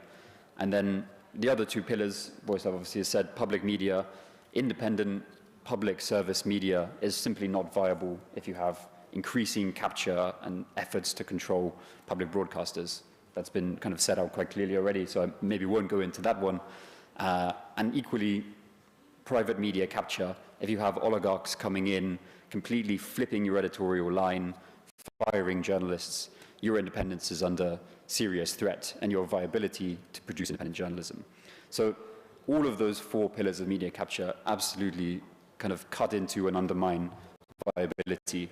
So I think we're not going to be able to tackle media viability in Southeast Europe unless we tackle media capture as one of the kind of key factors of that. Thank you, Jamie. Even though we're kind of running out of time, I would still like us to focus on possible solutions and maybe some best practice examples. Because, you know, if you check dozens of studies, there are lots of recommendations like joining forces with other media outlets, diversifying revenue models, or developing new formats and bringing youngsters into the game. But what would be your suggestion? Like, what could be a possibility to, you know, cope with media viability more efficiently? I don't know, Maya, you can also maybe share what actually works in your case at your radio station.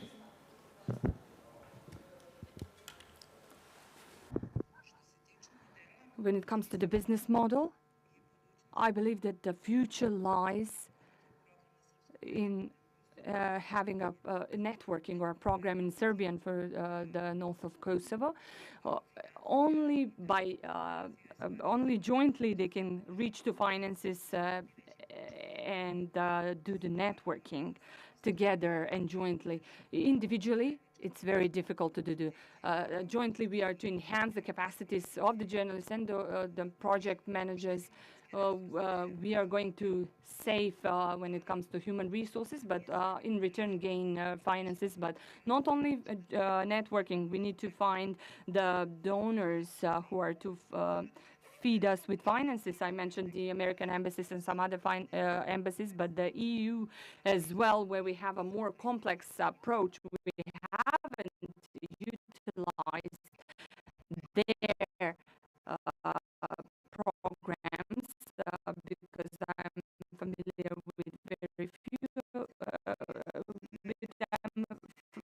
with very few media outlets that have used their projects and grants, because it's very difficult. Also, there are programs for minority media outlets, but the funds are very scarce, very strict rules and regulations. And last year we got 3,000 euros to support a program that encompassed transparency in the local self-government. One of the projects was referring to. The project was finalized and realized at 3,000 euros mined, gross 3,000, which means that you are left with only 2,100 euros after the evaluation. We received an email a couple of days ago with a prohibition projects because we didn't spend the money according to, in line with the budget, which is incorrect. These are the issues that we have been facing with. We are to prove what is righteous and networking within the EU funds should be they should stay present in Kosovo as well. In the future, this is the only way to keep the independence, impartiality of the media as much as we can, and to objectively report and in accordance with the standards. Some aspects and important things that need to happen. So besides, financial aspect and networking or joining forces with others, anything else you would suggest based on your experience? Please. I would actually like to follow up on what Maya said. It's crucial about how smaller, non-profit even media can actually collaborate together when it comes to some skills and needs that they do not have within their own outlets. We have an example, a very new example in Bosnia and Herzegovina of, apologies, of emerging a network of 13 small non-profit investigative media who actually formalized their type of collaboration in order to share resources that Maya mentioned, such as project writing skills, this, which is, or any other, like a financial management, guidelines, Google Analytics for transition, something that troubles all our media so very much, and all the other global trends which are really have nothing to do with situation in our countries, nevertheless are representing equal threats sometimes, especially to digital media. All these things, so collaborations are really important, and in that sense also, solidarity that media just, any kind of, any kind of networking is really, really also crucial when it comes to advocacy, obviously. I would also like to note that Vojislav made a very, very important note about evidence-based decisions, about strategic business planning, about knowing your market, knowing your audiences. I mean, very often media just simply have no time to do these things. And with everything that's happening at the speed of light almost, you have to commit a monthly slot to educate yourself what's new, because if you take a month off and you come back to work, there is suddenly artificial intelligence writing press releases and, news agency items and going around. So mentioning technology, which is crucial aspect in media viability as well, I believe that an opportunity is also in original content. This is something that also data analytics is showing us, that audiences in all these, so many information going around, and so many, especially digital media outlets, many of which are not professional, but nevertheless it's just, there is abundance of information out there, including disinformation, misinformation. It is original content, editorials, some long reads, long forgotten forms, everything that we actually somewhere along the days dropped. We are going back to it because we really have no time to read anymore 20 articles to formulate opinion about an important topic. Preference given to local media, to community media as well. And my final point is that when all these informations are, when all this information is there, it's actually the time when you will be able to choose your business model, which most often is going to be hybrid one, and whether you're going to finance through, sharing resources, applying for the EU funds, which are constant, complicated, yes, but it's always there.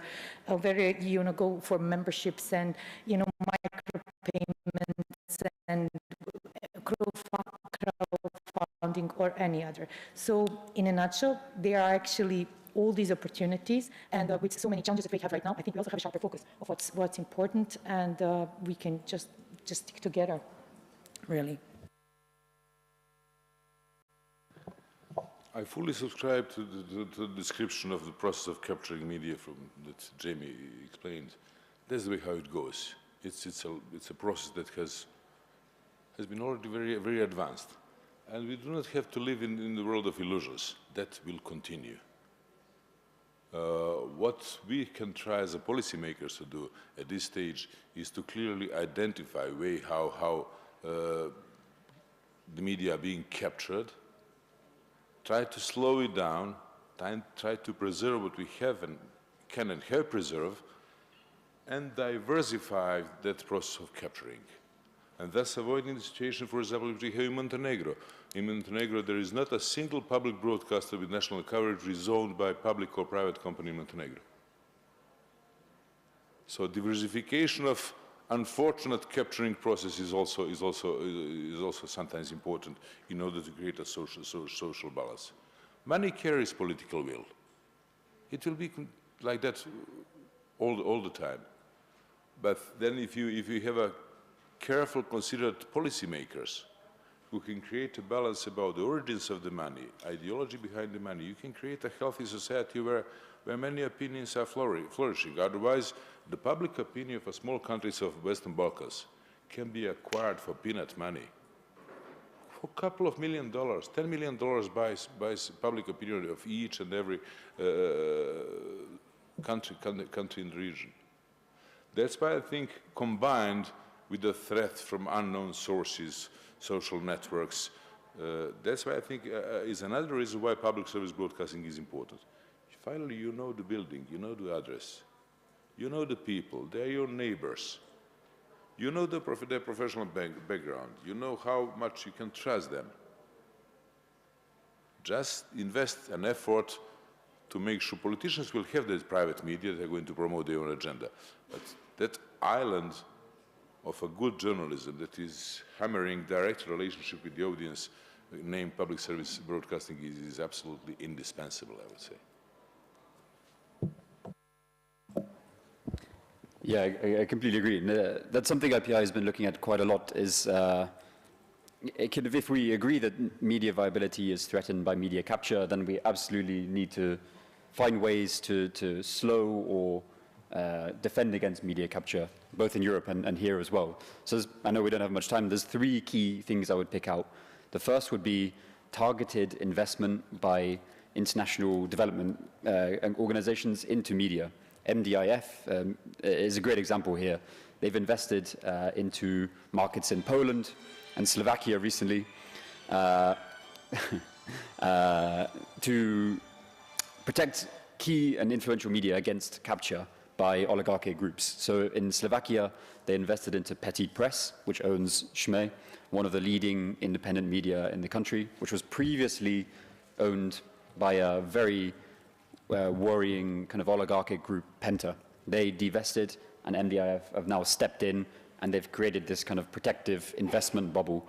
In Poland, they've invested into Agora, which owns the storied daily Gazeta Wyborcza, and they've also just invested into Rzeczpospolita, which is the leading conservative, liberal conservative daily there.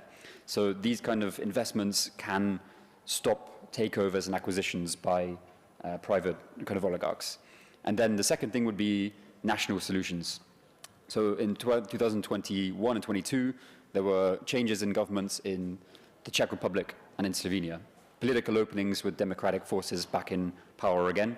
And we saw attempts to create national legislation, which would particularly target public service media to try and increase their institutional and functional independence.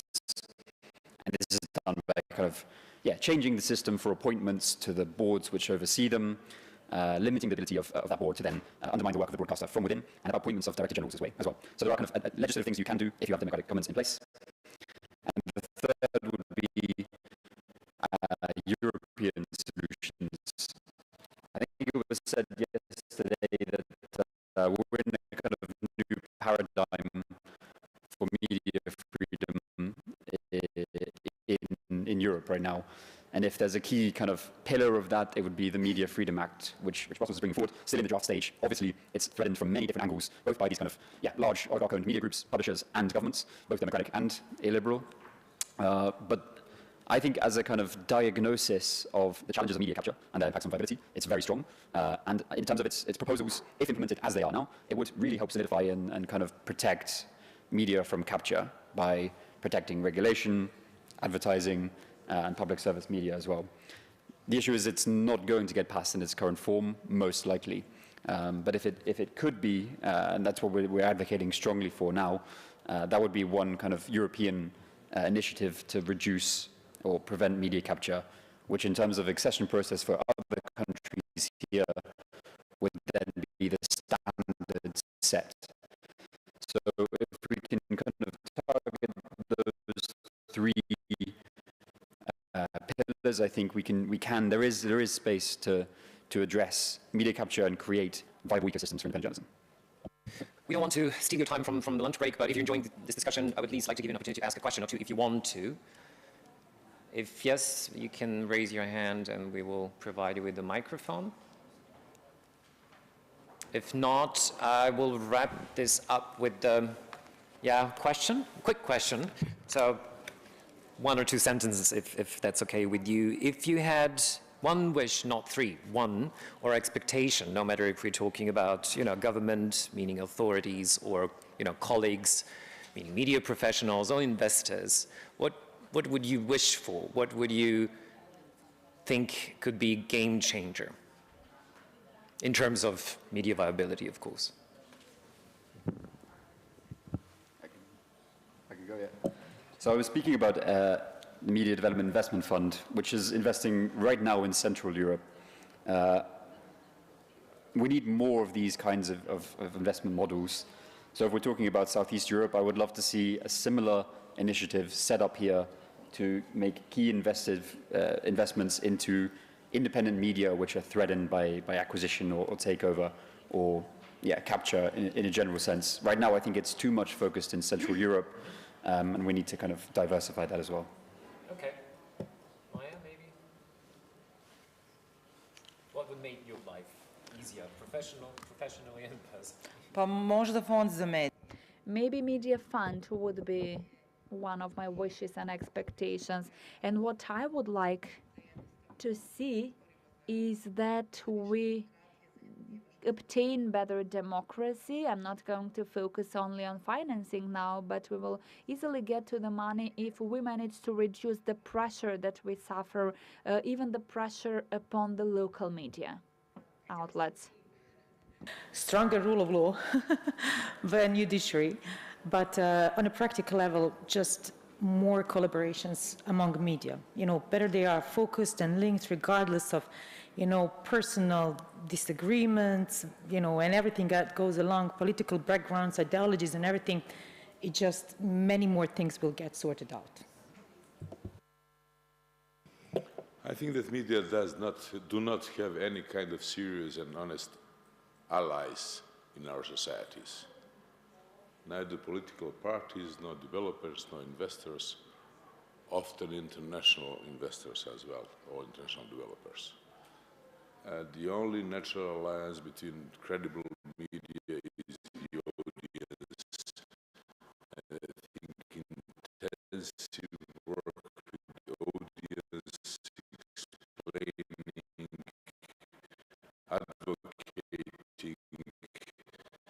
and then using the power of audience to protect the true idea of journalism, which is responsible and credible, is the way to go. However, chances might look limited. We have to go for it.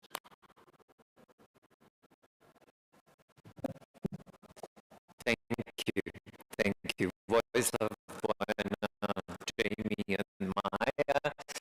I'm sure we didn't solve any big problems, but hopefully provided some useful insights. I mean, all in all, it is like Mission Impossible, although not a sequel. There's no Tom Cruise in the audience unless somebody wants to take you to the role. But thank you for this pleasant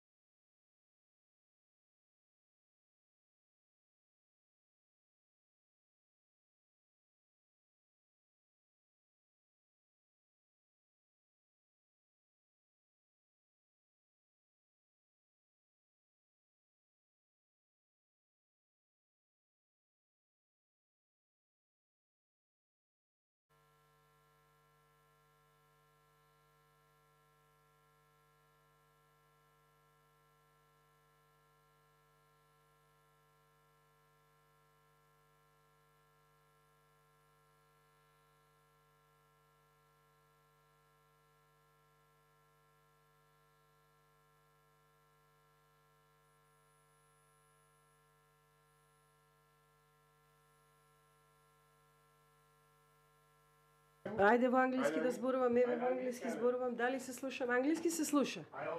Албански, таму видите. Ама само македонски, македонски не се слуша, а Инду Македонија не се слуша. Чудна работа.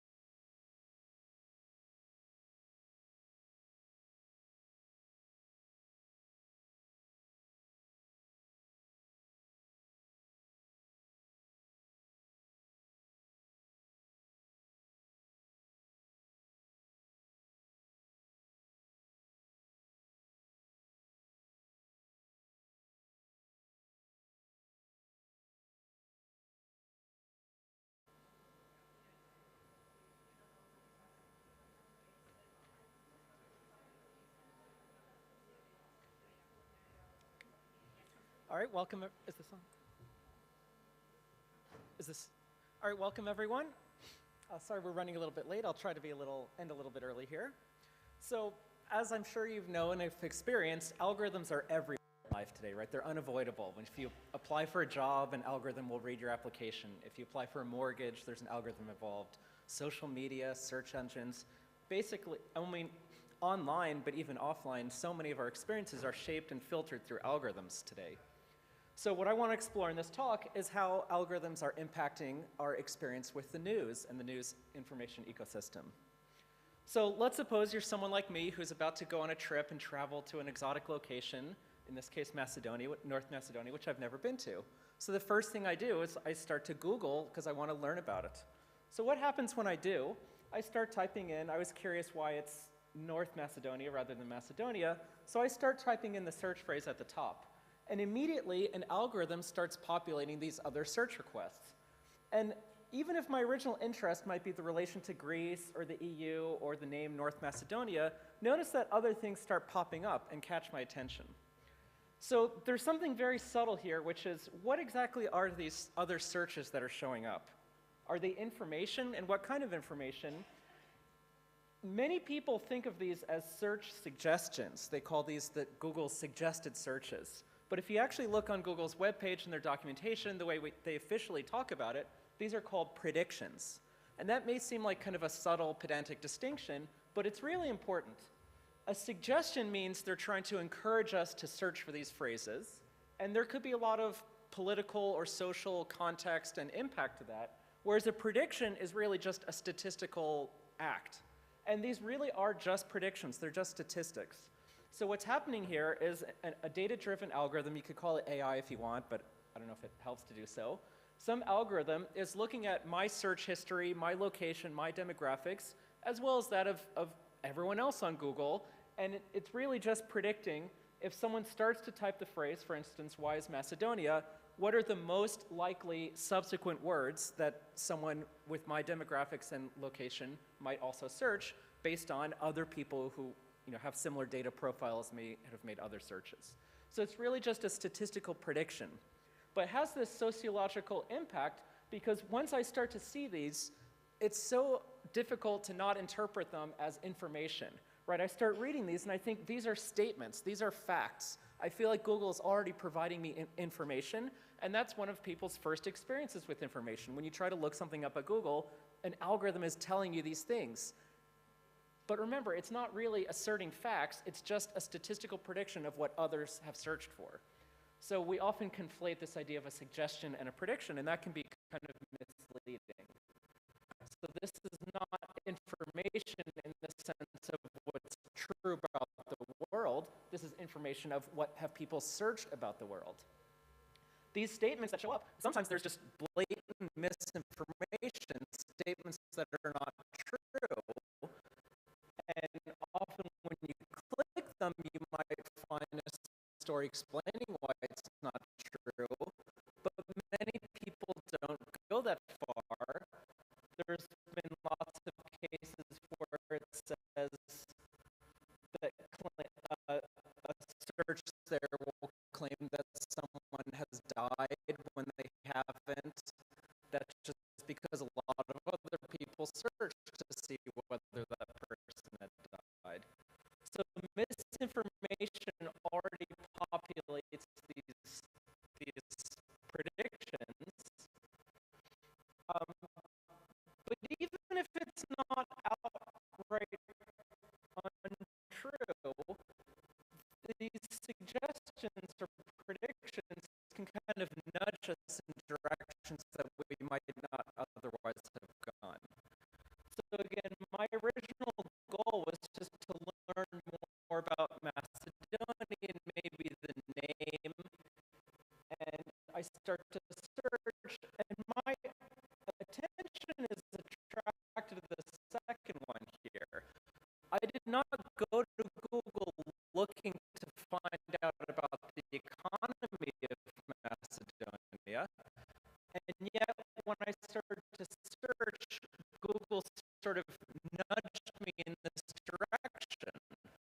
Not deliberately, not overtly, but just that was the consequence of using algorithms to process our information this way. So I couldn't resist the temptation. I was curious what I would find if I searched for that. And again, I didn't go to Google trying to find that. The algorithm pushed me in that direction. So this is already one way that algorithms are influencing our information experience. They nudge us in various directions that we wouldn't have gone on our own. So I clicked that link, that I performed that search as Google suggested.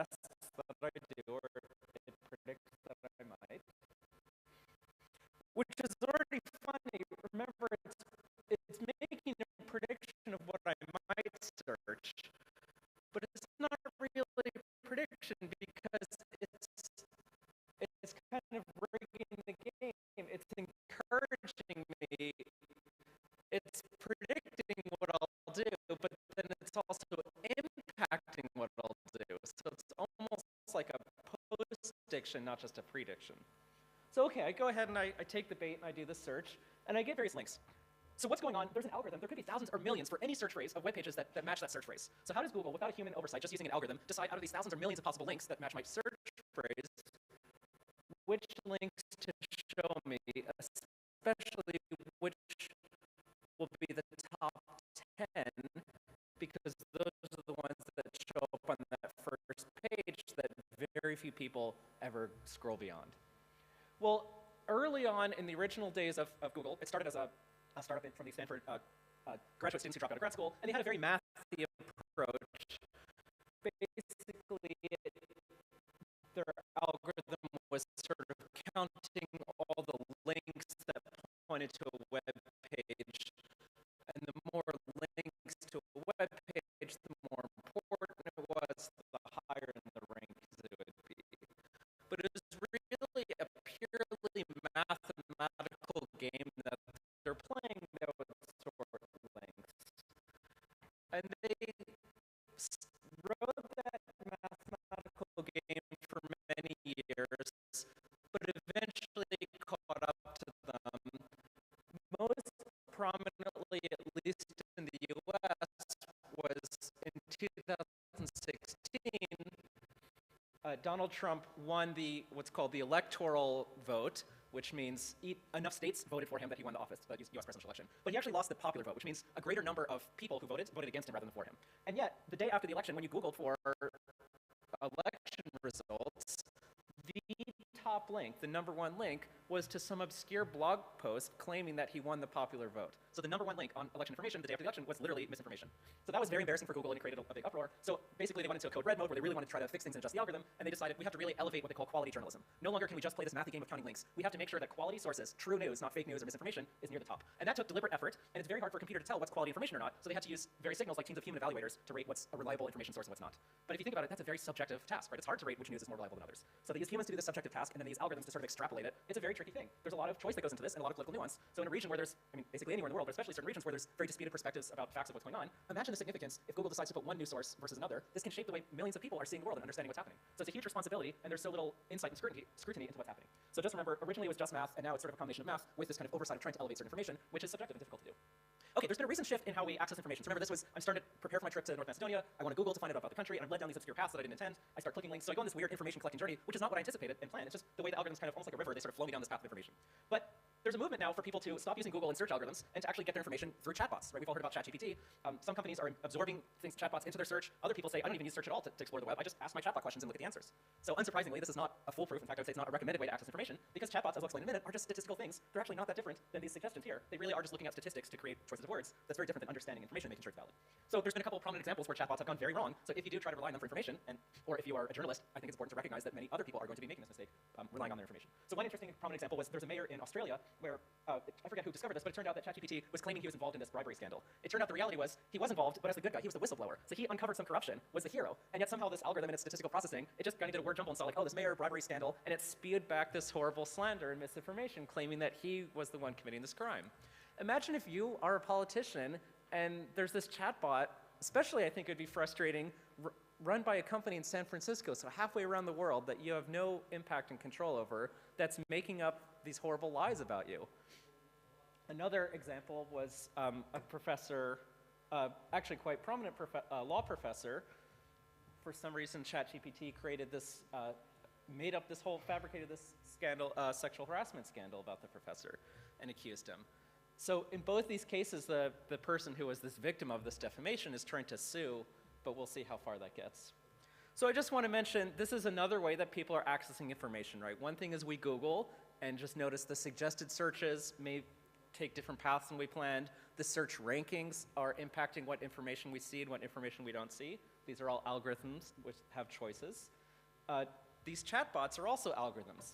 So let me just explain the basic idea. So the title of this talk was a look behind the algorithms shaping our news system. So how the heck do these ChatGPT, these chatbots work? It's really a two-step process.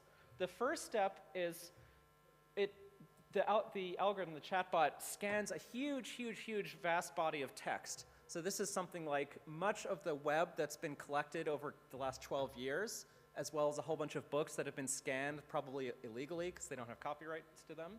So it's this vast amount of text, so just think a lot of the internet. And at one point, I remember a predecessor to ChatGPT, they released some statistics about it. All of Wikipedia was included in the training database, and all of Wikipedia constituted half of 1% of its training data. So in other words, imagine all of Wikipedia and then multiply, by 200 to get the full training set. So lots of text. What it does, it doesn't read this text, it scans through, and it basically does what the Google game does. It tries to predict what's the next word that's most likely to come. So it's really just building a statistical model that can predict, if I input a bunch of words like, I like to take my dog for a, you're probably going to guess the next word might be walk. And that's because you've heard enough people say that phrase or you've seen that written enough. So just as our human minds can predict what words might come, you can't always predict with perfect accuracy, but you can say, oh, maybe I'm going to take my dog for a walk, maybe I'll take it for a run, maybe I'll take the dog to the vet. So there's various options of how that sentence might be completed. And ChatGPT will build a statistical model so that it can kind of figure out the probabilities of these words. That's stage one of training. The second stage is where they bring in humans. So that first part is very hands-off, right? It's just going through, I don't want to use the word reading, but if you want, it's reading huge amounts of text, not to understand the words, not to understand the model, the world, but just to build these statistical predictions. The second stage is where humans come in, and there's a team of human evaluators. Some work internally at the company, actual employees, but many of them are just very lowly paid contract workers. It turns out for ChatGPT, a lot of them were paid $2 an hour, Kenyans who are paid $2 an hour. It's a very, very low wage, given how, this company signed a $13 billion deal with Microsoft to be paying these workers $2 an hour. I think, well, you can interpret that how you will. So what do the human evaluators do? They have a bunch of conversations. They talk to the chatbot, they give it various prompts, and they evaluate the response based on various factors. How helpful is it? How truthful is it? And they kind of rate the performance of the chatbot, and those ratings are used to then nudge the chatbot in further directions. So if you want the chatbot to act in a certain way, to act like a person, then you can rate how human-like it seems, and you can kind of nudge its performance that direction. Some people want them to not claim that they're a person, and to really, have those weird phrases like, as a large language model, I blah, blah, blah. So that was encouraged and nudged by this training. So again, the punchline is two stages. One is just look at lots of words and pick up statistical patterns, and the next is have these little conversations that are evaluated by humans. And combining those two stages is really what chatbots are and how they work. Okay, so search is one way that people get a lot of information. Chatbots is a recent way that a lot of people are starting to get information, but one of the most common ways people get information, all people, but especially young people, is social media, right? Even news information, even if you read news articles, especially young people don't typically go to news websites. They see what their friends post online, what's going viral on social media. So I think it's really helpful if you want to understand what news is spreading and percolating, what's happening in our news ecosystem, to understand the algorithms behind social media. And these are tricky because a lot of social media companies try to kind of vary it and either make it seem more complex than it is or make it more hidden because they don't want people to game it, they don't want competitors to steal their products. So I'm just going to give a broad kind of overview of kind of the math behind social media to help you understand the algorithms a little better. So let me start with Facebook, but I'll get to some others shortly. A couple years ago, in a blog post, so they sort of officially publicly released this, Facebook revealed the key equation behind their algorithm, the algorithm that chooses what posts you'll see every time you log in. And it's mathy, but bear with me, we'll get through it. So the V on the left stands for value, then we have equals, and if the sum numbers and then adding them together. So in each case, the P is the probability. They use AI or machine learning, whatever you want to call it, to estimate the probability that each user will like a given post, will love, meaning click the little heart emoji, will comment on it, will share. So basically all the forms of engagement, the things you can do on Facebook to a given post, they use machine learning to predict the likelihood, the probability that each user will do that engagement to that post. Once you have those probabilities, they multiply each one by a weight. Think of that as just like a point score. So a like is worth some value, a love is worth some value, and they keep multiplying the probability by the point score, and they add up all those things, that gives you a value. And the way that algorithm works is whatever posts have the highest value according to this formula for each user, that's what we'll see first. So to make it really concrete, let's say I log in, and there's 2 posts. A friend of mine got a job offer, maybe another friend from school had a baby, someone else adopted a puppy. So there's 3 posts that I might see. The algorithm computes the value, in a sense, for all those 3 posts, whichever one has the highest score I see first, the middle score next, and the lowest score third. Out of the thousands of posts I could see, this is the formula that does this. This is kind of abstract because we don't have any of these numbers, but luckily we do, thanks to Frances Haugen. So you may remember a couple years ago, there's this big scandal. An employee at Facebook, Frances Haugen, became a whistleblower and leaked all, like, I forget how many, an enormous number, maybe like 30,000 pages of internal documents that she literally scanned on her cell phone because she couldn't take them from the company, and then handed off to journalists, and there's a big reporting. It started in the Wall Street Journal, but it spread. So this was an enormous story of getting all this inside information on Facebook. And among the many things that was revealed, like how addictive Instagram is and dangerous to teen self-esteem and everything, one thing that came out of this was some of these weight scores, the amount of points. So it turns out a like is worth 1 point, a comment is worth 30, love is worth 5. There's an interesting story with angry. So Facebook didn't used to have these, but for the last 5 years or so, they have a little angry face reaction. And nobody really knows how to interpret it, what that means. If you write it, are you angry at the post, angry at the, it's just an emoji, people can use it how they wish. But what happened was, originally it was worth 5 points. So when the algorithm's computing the value, that meant a post that thinks I'm going to angry response to would be 5 times as value as one that I simply like. Well, you can probably guess, I don't know why they needed a team of data scientists to figure this out. You can probably guess what happened. Posts that were really divisive and polarizing and really toxic stuff and disinformation elicited a lot of angry reactions. Due to giving it so many points, that stuff rose to the top. So this is not rocket science, and yet it actually took them a couple years to recognize, maybe we shouldn't give angry 5 points. That's actually terrible for everyone. So they lowered it to 2 points. Even that was too many. So then they begrudgingly, what happened is they had a safety team. Frances Haugen was working for the safety team. They kept saying, we have to lower this. This is really bad for society. And they kept begging, and finally, like the higher up leadership agreed to lower it. So it went down to 2, eventually down to 0. The interesting thing is, let's try to interpret all this in terms of news. If you see someone, let's say you have an uncle that loves conspiracy theories and posts some article explaining how COVID is caused by 5G towers, what are those crazy things? Our temptation, our human nature is to comment and explain why that's bogus, to debunk it, to say, no, this isn't true, to post an article with definitive information. But when you do that, the algorithm doesn't know that you're debunking. The algorithm doesn't know what purpose you have. All it sees is that you're providing 30 points. That's a lot of points. Any comment you give, whether it's positive or negative or anything, is basically telling the algorithm, I want to see a lot more of that. And even worse, the fact that it's getting 30 points from you, the algorithm is smart enough to figure out, oh, well, if you gave it 30 points, I bet a lot of other people will.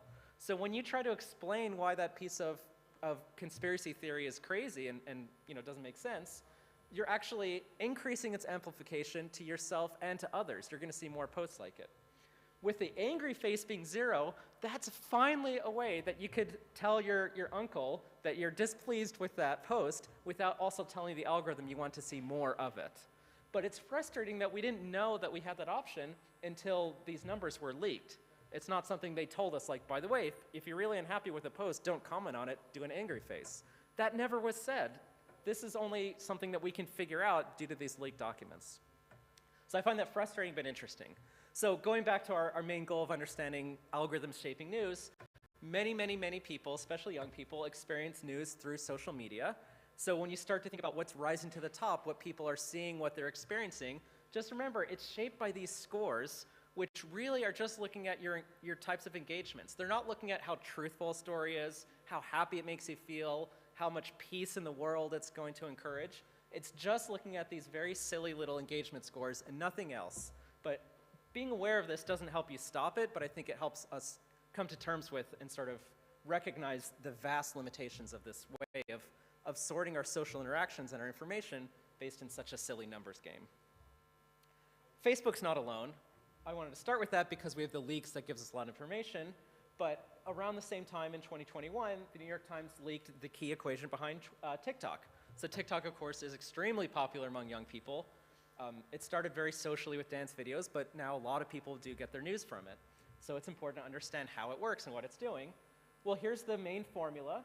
We don't have the weights, the scores in this case, but we do get the formula that was leaked. And it looks almost identical.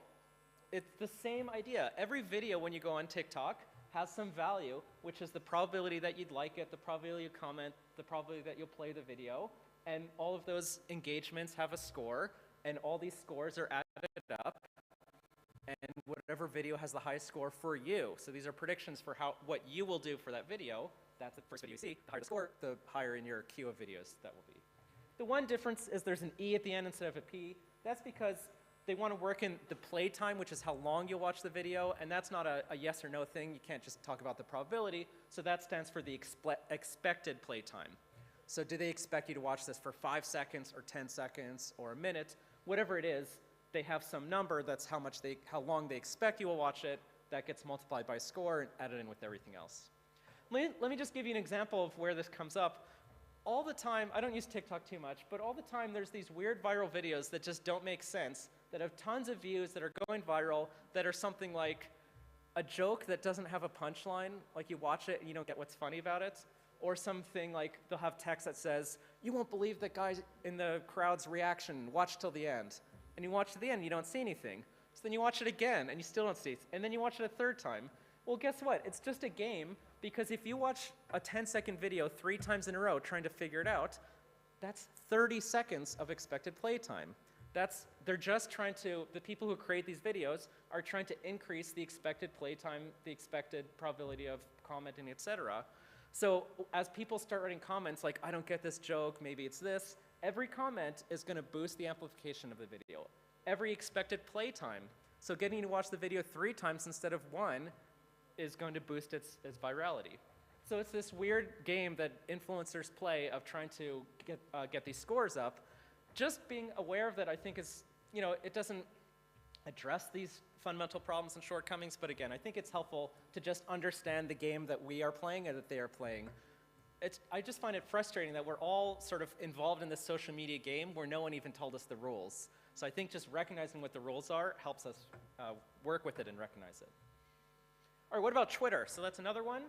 I don't want to go through all social media, but I'll give you the punchline. Basically, all social media platforms use that same formula. That is the formula for social media. For Twitter, what happened was very recently they released the source code. This is one of Elon Musk's promises, and it's, I don't want to say one of the few, but it's one of the few that he actually kept up. So he did release the source code, and you don't have to read all the text here, but the punchline is there's exactly that same formula. They compute the value in terms of these scores and probabilities, and they add this all up together, and that's what determines how Twitter works. But I just want to look at, in this case, we actually know all the weights because that was some of the information that was revealed. So if you're curious, you can scroll through and see, like, it's really interesting, all the distinctions. So retweeting is worth 1 point. Replying to a tweet is worth 13.5 points. There's a pretty big one, 75. So that's the user replies to the tweet, and the reply is engaged by the original author. So if there's sort of a back and forth with the author, that's worth quite a few points. One thing that I find the most interesting is the very bottom one. Those last two are negative. So that last one, negative 369. First of all, where did they come up with these numbers? They're so specific and weird, but they're just choices that the engineers made. So this last one is negative. The probability the user will click report the tweet. So some tweets might contain copyright material or hate speech or various categories of prohibited things, and someone might report it. What's interesting is this is not saying that the tweet was reported and confirmed to violate a policy. This is just the probability that someone clicks report. Part of the issue, if you've heard about things like shadow banning, if you're a journalist trying to get information out, especially if you're reporting on a conflict zone where there's a lot of graphic video and things, what this means is even if you don't violate the policies, if the algorithm thinks there's a high chance that you do violate the policies, you get an enormous negative score, which is going to push your post way down in the feeds. Even if you don't violate the policy, If the algorithm thinks there's a reasonable chance you do, you get that penalty. That's what that large negative score means. So again, this doesn't help us fight this, but I think it's really important to be aware of it. That is pretty much what I wanted to say. So these are experiences we have, right? Social media, Google, chatbots. If you want to learn more, I have a book about kind of the algorithms behind the news system, including talking of one thing I didn't quite have time for in this talk, which is talking about the finance, the economics of the advertising system that goes into news. So if you want to learn more, there's a book about it, but also I'll be around for lunch, so feel free to come by and say hi, and I'd like to talk more. Thanks for your time.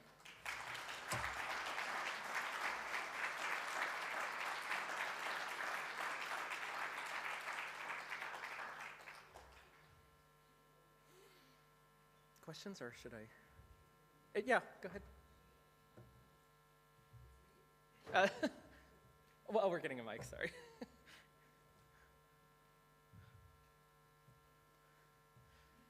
You could also have a question. Thanks again for, yeah, I think it's working. Thanks again for the great presentation yesterday and today. And I think it's just one more proof for us that what we call multi-stakeholder approach should also include people from the fields we don't immediately think of, like math, for example. But my question would be, because when you say statistics or math, this presumes certain neutrality, which I'm not sure actually is in there, because all these numbers that you show, I mean, they're essentially created by people as well. And I think there were some recent researches on the manipulation, for instance, of Google search algorithms, for example, by the Russian propaganda, but I mean, not only. If Russians can do this, anyone can master this. And then how much do you think, let's say, their own stereotypes or prejudices about the outside world of the creators of this math can actually influence this presumably neutral statistics? Because like what I observed is what I call digital colonialism. It's like basically when these big companies, they also think in terms of their own prejudices. Yeah, so I would say the statistics are as neutral as the data. The data is horribly not neutral. So, you know, where we place the blame is hard to say. As far as the prejudice and the values of the company, that doesn't go into the formula itself. You know, if you look at a formula like these things, there's not really like discrimination built in, but there absolutely is prejudice that goes into the design choices. So again, something like that very large negative score, that absolutely is going to bias against journalists that are trying to report on controversial topics. So to pretend we can just very simply play this numbers game is very problematic, because it's forcing, it has a lot of real world consequences. To go back to what you're saying with the gaming the system, that's another shortcoming. Anytime you use an algorithm, it is a numbers game that we're running society by, and anytime you're gamifying it, people will find ways of gaming the system, right? Of manipulating the algorithm to behave the way they want. So there's a whole industry called SEO, search engine optimization, that's used for making money, it's used for weaponized disinformation. All of these algorithms, people play and they try to stretch the limits and see how they can manipulate it to benefit them. So absolutely, that's a tremendous risk and a real problem. Can we just go back to this angry reaction thing? I just want to demonstrate it very quickly. The Facebook angry smiley. Oh, yeah. Yeah, here, with the 0. I think this is actually also like it's a cultural presumption that if you put the angry smile, that's something that you want to be downgraded. But one quick example: you have an information or you have proof of war crimes, and you obviously wouldn't want to put a laugh comment, like a laugh reaction to this. You want to put an angry reaction, and as a result, you downgrade, information of a high public interest. So this is also based on the cultural presumption that, we only like positive, we only put positive to positive. Well, it wasn't originally, right? It was 5. So this is why I totally agree, and it shows how problematic it is. Early it was 5, but then that made a bunch of divisive material go viral and rise to the top, and people found the experience unpleasant. So then they lowered to 0. But you're absolutely right. If there's, let's say, like a big scandal about the political leader in your country, a lot of people are going to react with an angry face. They're not angry at the journalist for reporting it. They're angry at the politician for doing the horrible thing. But those angry reactions, as you said, now are worth 0. They're not going to boost it the way a like would. So it basically counts as 0 engagement. So absolutely, I think it's just the world is far too complex to boil it down to, a few different dimensions to think that one little icon, like even the like, what does a like mean? It means so many different things to different people, different times, different settings. And that's one of the main problems is tech in Silicon Valley likes to reduce things to numbers, and so much nuance of life is lost when you reduce things down to numbers.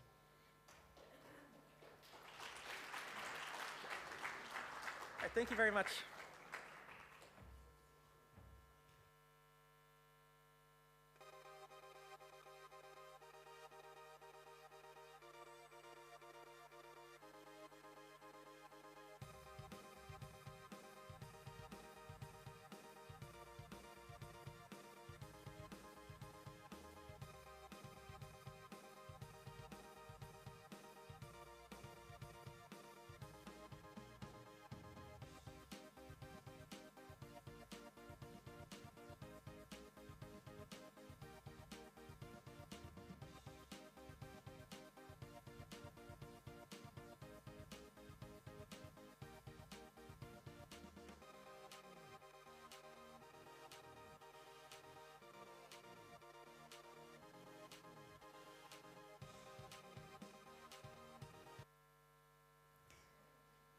Good afternoon, everyone.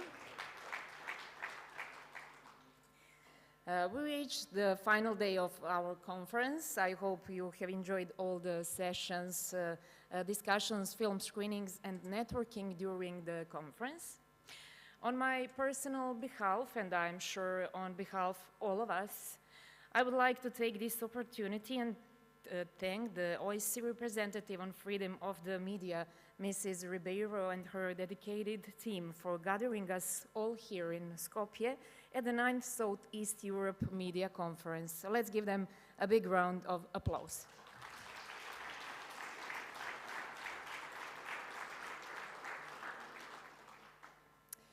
Over the past 2 days, we had the opportunity to hear a lot of useful information, share experiences, and conclude how we can work together to improve media freedom, safety of journalists, labor rights of media workers, and the transparent use of artificial intelligence.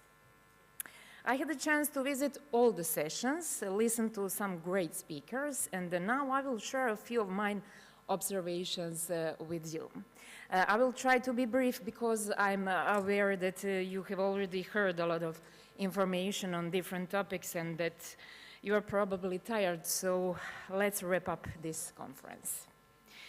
According to the latest ranking of the World Media Freedom Index by Reporters Without Borders report, Serbia is the only country in the Western Balkans whose position deteriorated in 2023 and now ranks 91st out of 180 countries. Albania is in 96th place, followed by Bosnia and Herzegovina, 64th, Kosovo, 56th, Montenegro, 39th, and North Macedonia, 38th. We are all facing legal challenges across the region as SLAP lawsuits are used to silence critical voices. In Bosnia and Herzegovina, entity of Republika Srpska, for example, the government wants to recriminalize defamation and insult. Even if you post accurate and verified information, you can go to jail. The public opinion in Republika Srpska is also worrying. Physical attacks on journalists are less common, but threats and pressures are not, especially on social networks. According to the results of the BA Journalists Association survey, as many as 74% of citizens in Republika Srpska approves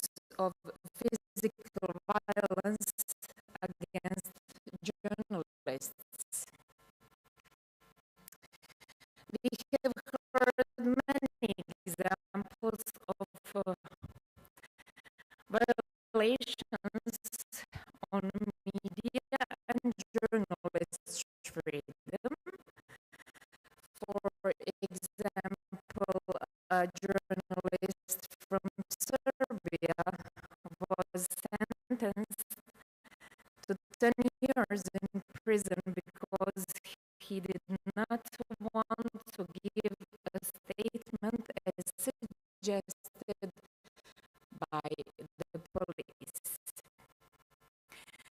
We can conclude that we all already know, and what we as a journalistic community face every day.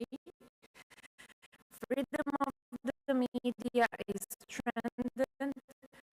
More cooperation is needed at all levels in order to improve the safety of journalists.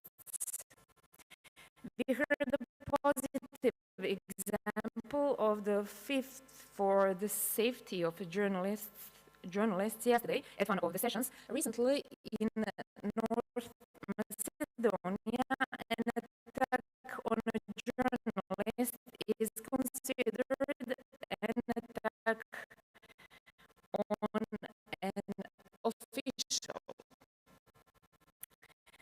It is important to exchange information on positive practices and insist on cooperation with the judicial institutions in order to improve the protection of journalists.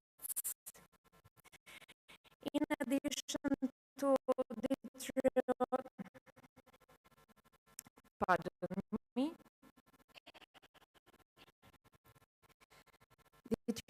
deteriorating safety situation, the economic security of journalists and media workers is not at a satisfactory level. We often hear that laws are good, but they lack implementation in the sense that they provide better protection of labor rights of journalists in the workplace, better pay, and an opportunity to grow. In terms of gender, we do not see enough women on managerial positions in media outlets. The digital era has brought many challenges with the misinformation and the disinformation. The fight of websites for clicks and the speed to first one to publish news often results in misinformation. We have a recent example of a tragedy in Serbia, 2 mass murders.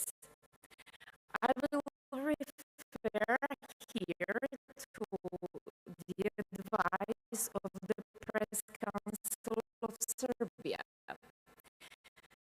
The media should not transmit even official information if it is not in accordance with the journalistic code. In several sessions, we could hear about the importance of educating journalists. A story just based on the information provided from Facebook in one of the films shown at the conference. So when it comes to AI, we will probably have to wait for a more advanced version, but it is important that we as journalists do not forget about our ethical and professional standards when using artificial intelligence in our work. In the first panel today, we heard about international standards on hate speech and how they are applied in the local context and cases from the region, from legislative framework to responsibility and the role of the media and political leaders in fighting hate speech. Panelists agreed that international standards on hate speech are satisfactory, but they need to be applied in all the countries of the region.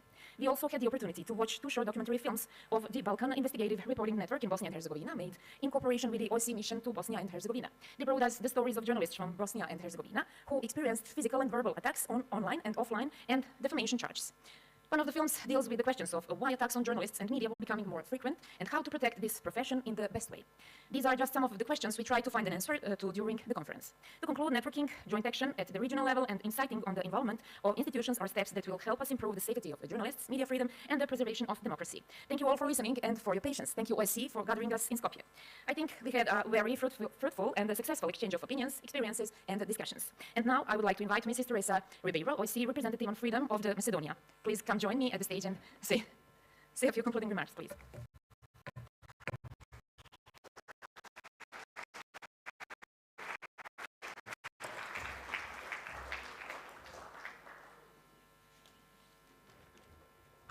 Just to clarify, representative on freedom of the media, of course. Ladies and gentlemen, dear participants, it has been a real pleasure to be here with you in Skopje for these 2 last days. First, I would like to express my sincere thanks to all of you for devoting your time to this event and for participation in very vibrant and significant discussions on a range of highly relevant issues affecting media freedom in the region. My sincere thanks goes to the moderators and the panelists for sharing their invaluable knowledge and experience in our 2 days of fruitful discussions and expert interactions. This event would not have been possible without all of your engagement. Throughout these days, we have heard during the many discussions and debates about some very important initiatives to enhance media freedom in this region. I want to commend all the efforts that the authorities, media, civil society, and other international organizations, and of course the OSCE field missions, have invested so far in enhancing the environment for media in the region. However, despite the many positive initiatives, media freedom is far from secured, and journalists are far from feeling safe and protected in doing their jobs. It cannot be overstated that safety of journalists, which entails physical, digital, economic, legal, and psychological safety, is and remains a precondition for media freedom. Without this, there can be no quality and independent journalism, nor can there be a lasting and well-functioning democracy. Unfortunately, we see public trust declining in media's watchdog function, coupled with growing anti-media sentiment, a development largely fueled by populist leaders and politicians, and further exacerbated by the spread of disinformation, hate speech, and propaganda, and further accelerated by digital technologies. This is an extremely worrying trend for media freedom, for public interest journalism, and for our democratic societies. This sad reality is not only happening in Southeast Europe, but is also palpable in too many parts of the OSCE region. This sad reality merits an urgent and collective response by all relevant stakeholders for the sake of safeguarding media freedom, to protect democracy and our fundamental human rights. To achieve this, we need strong political will and renewed commitment to media freedom.